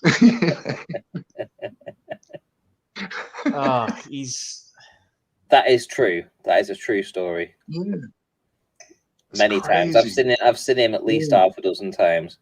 So if anyone ever calls Ranty a fake flat earther, just ask Sleeping Warrior. Do you know what I mean? Like, and just say, like, you know, I mean, that's some covert underground shit if you're going to flat earth meetings and, you know, meeting Sleeping Warrior. Like, that is a flat earther. So no one can pull that one over anyone's eyes. No one's going to pull that scam off. Bloody hell. Why would you choose, even if you're scamming, to spend time with Sleeping Warrior? Do you know what I mean? I think one of my, you know, whilst we were doing shout outs, you know, for other people in the community, which is really cool, and I love that. I'm going to do another one to one that's a bit more well known, and I'm sure most of you will already know. But Dead Kennedy in Space, yes, did because the funniest Riley thing for me wasn't the egg thing, and it wasn't the piss thing. It was the if you will remember, if you remember, he did a thesis about something along the lines of why flat Earth should be taught in the curriculum or something like that. And this was an actual genuine thing. He put it together, just like you would a dissertation or something like that. Because when you do a degree, at the end of the degree, you do a dissertation or an honours project which is this big written project that takes a lot of work, and you've got to put a lot of time into. You've got to put references. It has to be written beautifully. Do you know what I mean? And it has to be this big thing. So this was. Can I say that I did mine in 2013? I did. I actually got my full honours degree in 2013. Oh, there you go. Yes. So you know what I mean, Really? Ranty, don't you? Yeah. So you would have done a dissertation, I assume? Yes, I did. Yeah. Yeah, so you know what I mean. So Ranty did. He must have been one of the only. He must have been one of the only flat earthers with a degree, you know, as well. Quite possibly. To be honest, like, what was your there's not many. Ranty, if you don't mind me asking? It was called media design. The first, the the foundation degree was interactive media development, and then the full honours degree was in media design. So it was coding for websites, building apps for phones. Working in 3D modeling, things like that. So I could like design, I don't know, saber-toothed tigers in a program and make them walk, and you had to put all the skin and the bones together and the fur and all this kind of stuff and have them fighting other saber-toothed tigers. No way. Yeah, it was really cool. I'll tell you what, that's such a weird coincidence, Ranty, because right now, my new career basically is I'm a web developer. Okay. So I've learned JavaScript for that. But also, I learned JavaScript, XML, XHTML, C Sharp, C Sharp, C++. There was more. I'm sure there was. CSS. CSS, yes. Crikey, yeah. There's a lot of languages. Some of them I've forgotten, I'll be truthful, because it's been a while and I've not used them a lot. But I actually still had to learn them at the time to actually produce websites and shit like that to pass my degree. So I had the capabilities to do that. And I still have, I can still look at coding. I can still see the code, and I can still see the errors. I can still see exactly what it's trying to produce with the code. But things change so quickly, in coding. That's the thing, dude. I think, like, again, like the word intelligent is thrown about easily and, probably not appropriately. But you are too intelligent to be a flat earther. You know what I mean? So eventually you would find it out. There's kind of no other way. You're either going to hide in your delusion or step out of it and go, I was bloody wrong, and grow from it and build. And, that is a form of massive intelligence, I think. Well, and yeah, props. The thing was, what had happened was I'd started buying and selling websites, domains, the names, the URLs of them. And then I wanted to actually, whilst I still owned them, I wanted to actually build websites on them to make a little bit of income. So I decided to try and take a degree on that I could, understand how to code. So that was my primary objective for doing it. But I hadn't been to school for like 20 years. I hadn't been in a classroom for 20 years. I just jumped on to a level 5, degree. Essentially, it was like, I think it was level 4 for the foundation degree and level 5 for the full honours, the final year. And so the kids that were in the class, they were like 19, 20 years of age, and they all understood this the whole career. That's all they'd ever done was working in coding and stuff like that. I had no idea what I was getting into. I didn't even know how to save a file in fucking Paint. I didn't know how to save a file. Right, and suddenly I'm on a degree in coding, and I didn't know how to. I didn't know what. I opened up Paint. Like, what does this do? What does that do? How do I save the file? Where do I save it to? What do I need? I had no idea. I swear to God, I had no idea. I had to learn fast, right? And these kids were so far advanced than me, but I had no problem in asking them, "Can you help me with this? Can you show me what this does?" But I had to learn, and I did learn. And then I had to do a lot of research at home, but I spent 3 years doing that, and I got my full honours degree at the end of it. And that was it was a hard slog, but it just proved to me that I could do something. Even though I started at the bottom, I was on the bottom of the bottomest rung that you could ever believe, because I didn't even know how to save a file. Right, and these guys had come up with A levels. They had A levels in it. I had nothing. I had no idea. And I'm back, folks. Yeah, I got full honours with that, so I'm very pleased. Yeah, that's really quite impressive as well. Because what I'll say is, because I've done code, and to be honest, I don't come from a computer science background either. But I would have started with, no offense, Ranty, but quite a lot more computer literacy than Ranty did. Yeah. And, I could turn the computer on. That was it. I could literally turn it on and turn it off. That was me. But But code is tough. Code is pretty hard, you know, especially if you're learning it from scratch. And so that wouldn't have been easy. And you've listed quite a few languages there as well. That, in fact, maybe more than I know as well. So that's commendable. So fair play to you. Actually. I had no idea. And some of the programs that we use, I mean, like you know, video editing. That's what got me into video editing. Essentially, was the degree, because part of the course was actually video editing and file compressions, and you know, how to do the audio and all that kind of stuff, and how to produce videos. So I did that. That's why I ended up making a YouTube video channel, essentially, because I'd actually had experience with that. So I started off with doing that chemtrails and stuff. It's a long story, but I am actually, as a side note, I have a channel, and I just do Minecraft stuff. You know, it's not a big deal. I don't care. Like, you can, you know, I'm not looking to promote it or anything like that. But whatever. For the intro for that, I actually learned a bit of very basic 3D animation using Blender. So yeah, there's that on the intro for my videos. So, and that was yes, that was fun. very good. I don't know how much of that you did on the animation side of things. I know very, very little of that. Well, we used the Adobe suite, so we had the full Adobe suite there that you could use. Oh, Photoshop and everything. Yeah. What's the other one? Visual effects. Let's There was about, just as a thought. Let's, like, I don't know, bring the conversation maybe to, I'm thinking, almost unbelievable. And Ranty, what would you say? And then, like, maybe we'll all get involved in it. Is like, you know, I suppose you still believe a little bit in the paranormal. You know, you're the kind of the more open person on the podcast than cats. Sorry. What would you say is the most believable thing that you've heard on there that,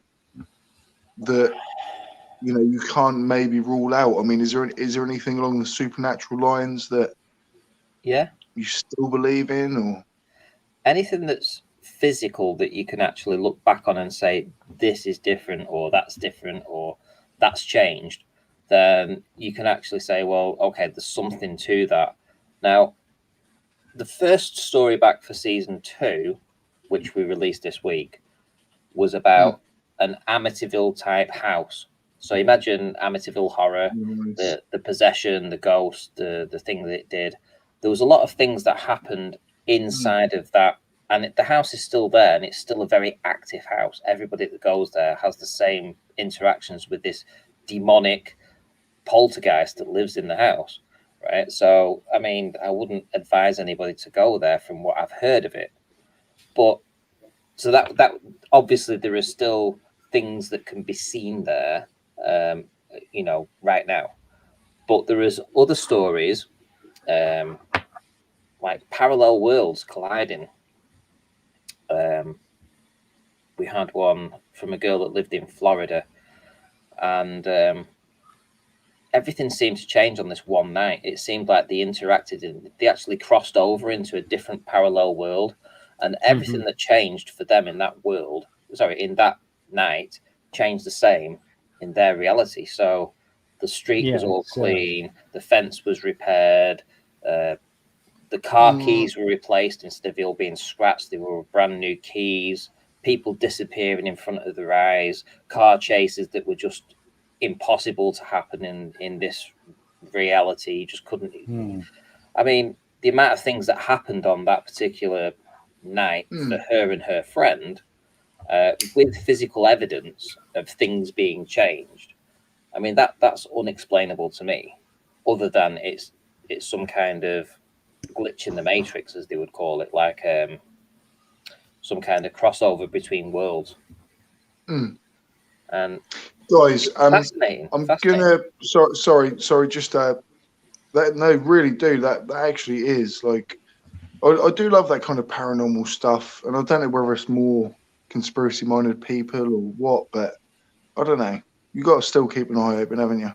See what's going on. But I think I'm going to have to call the stream to an end. It's nearly been running for 3 hours and 30 minutes.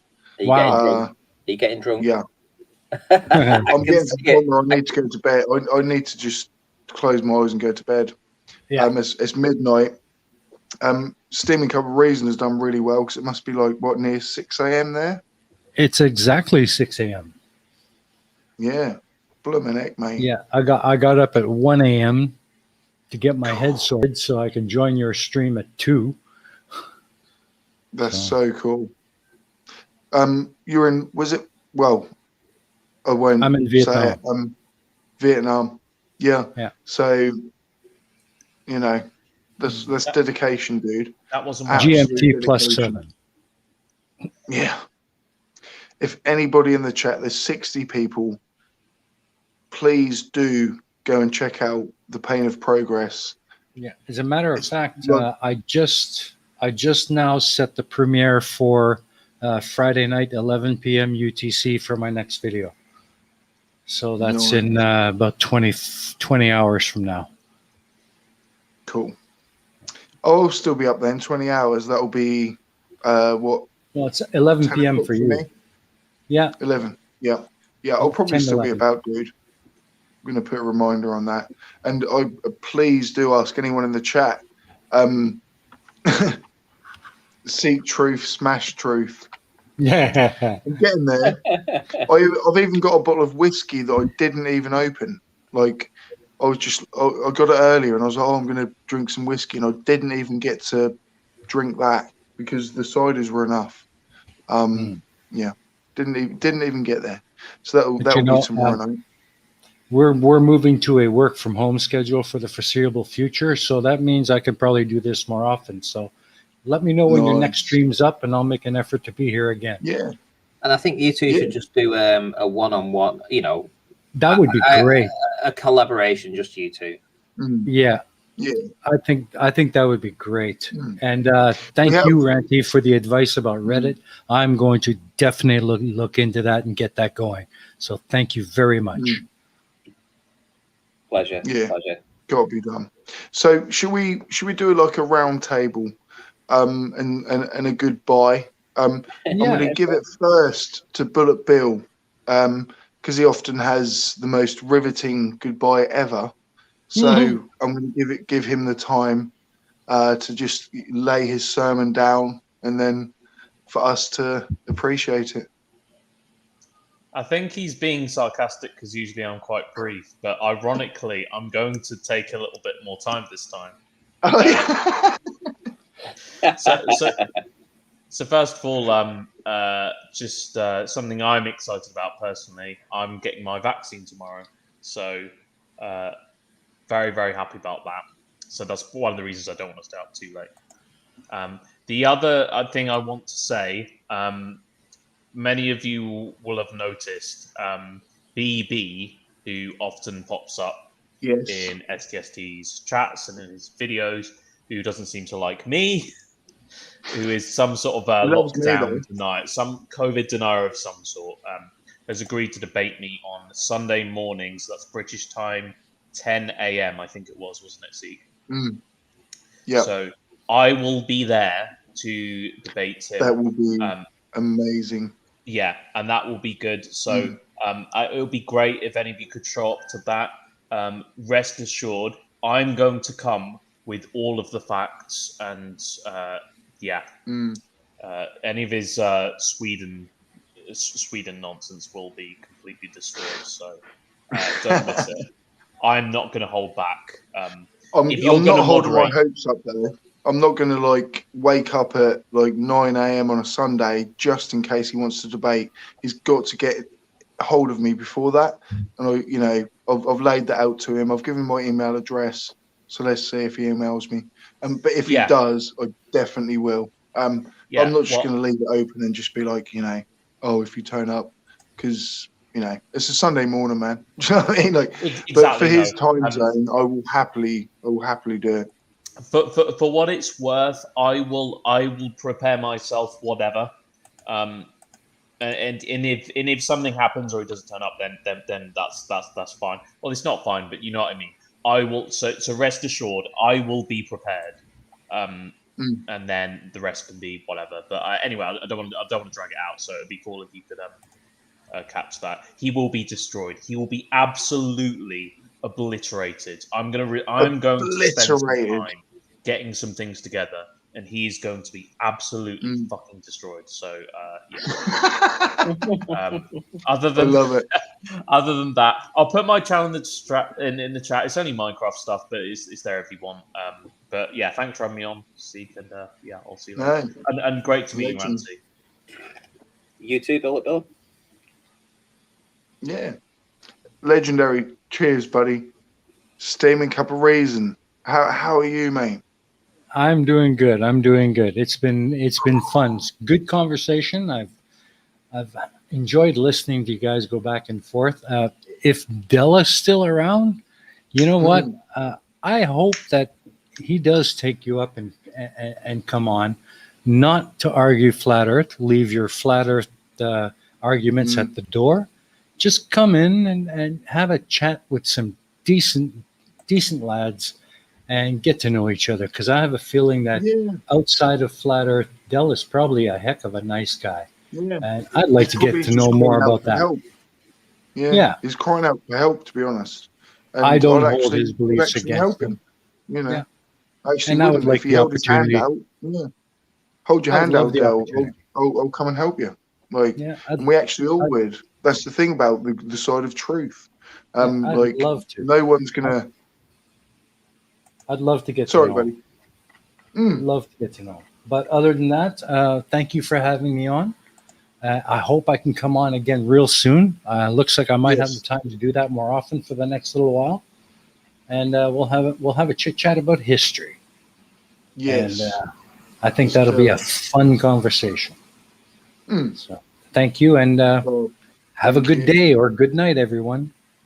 Yeah, well, it's midnight here, so I'm about to hit the head on the hay, shall we say? Yeah, but yeah.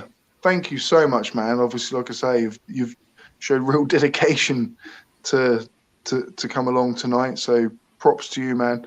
Anyone in the chat, please do. That's what friends do for each other.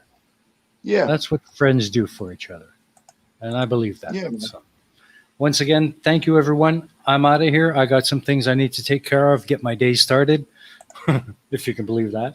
Yeah, and. We'll talk to you all again soon. Ranty, this is the first time I've ever been on a stream or actually spoken to you at all. It's been a pleasure, and I hope I get to do it again. Yeah, me too. I enjoyed speaking to you as well. I'd love to hopefully talk to you when you are finally monetized on your 1,000 subscriber channel. That would be great. That would be awesome. I would love to have you both there. Subscribe to him. Yes. Cheerio, guys. Yep. See you later. Thank you, man. Thank you so much, dude. Yep. Well, STST and Ranty, the two ex-flat earthers, the two musketeers, the guys that fucking got their swords out. Oh, there you go. Wait a minute. Yeah. the two men that had the balls. Oh, here we go again. Hang on, wait a minute. Am I drinking Corona here? In a different parallel world. Hey? Yeah, is it chin chin? Oh man! Well, am I on OnlyFans now? Is that what it is? Yeah, I've signed you up, but trouble is, like, everything just goes to my bank account at the minute. But yeah, anyone, www.onlyfans.flirtperspective.ranty.co.uk. If you want to see more shower scenes, just do it. Just do it. It's only $3 a month, and well, base level. And the more you pay, the more you see. That's all I'm going to say. Do you pay monthly? Is that what it is? I have no idea what OnlyFans is. You say that. I have no idea what OnlyFans. What is OnlyFans? I genuinely have no idea. Oh man. I've seen the jokes about it. But it's where people, like, I don't know, people pay to see, like, average normal women strip off in their clothes. You know, they might pay like a $3 subscription a month, and then like you just think, well, just Google it. Do you know what I mean? Like you could just get that for free anyway. Right. So yeah, that's kind of like what the OnlyFans joke is. Like people are so dedicated to you that they're gonna, they're gonna give you $3 a month for that, little thong shot. Hey, listen, I'm selling a nipple. I'm selling a nipple for $3. £5 for both.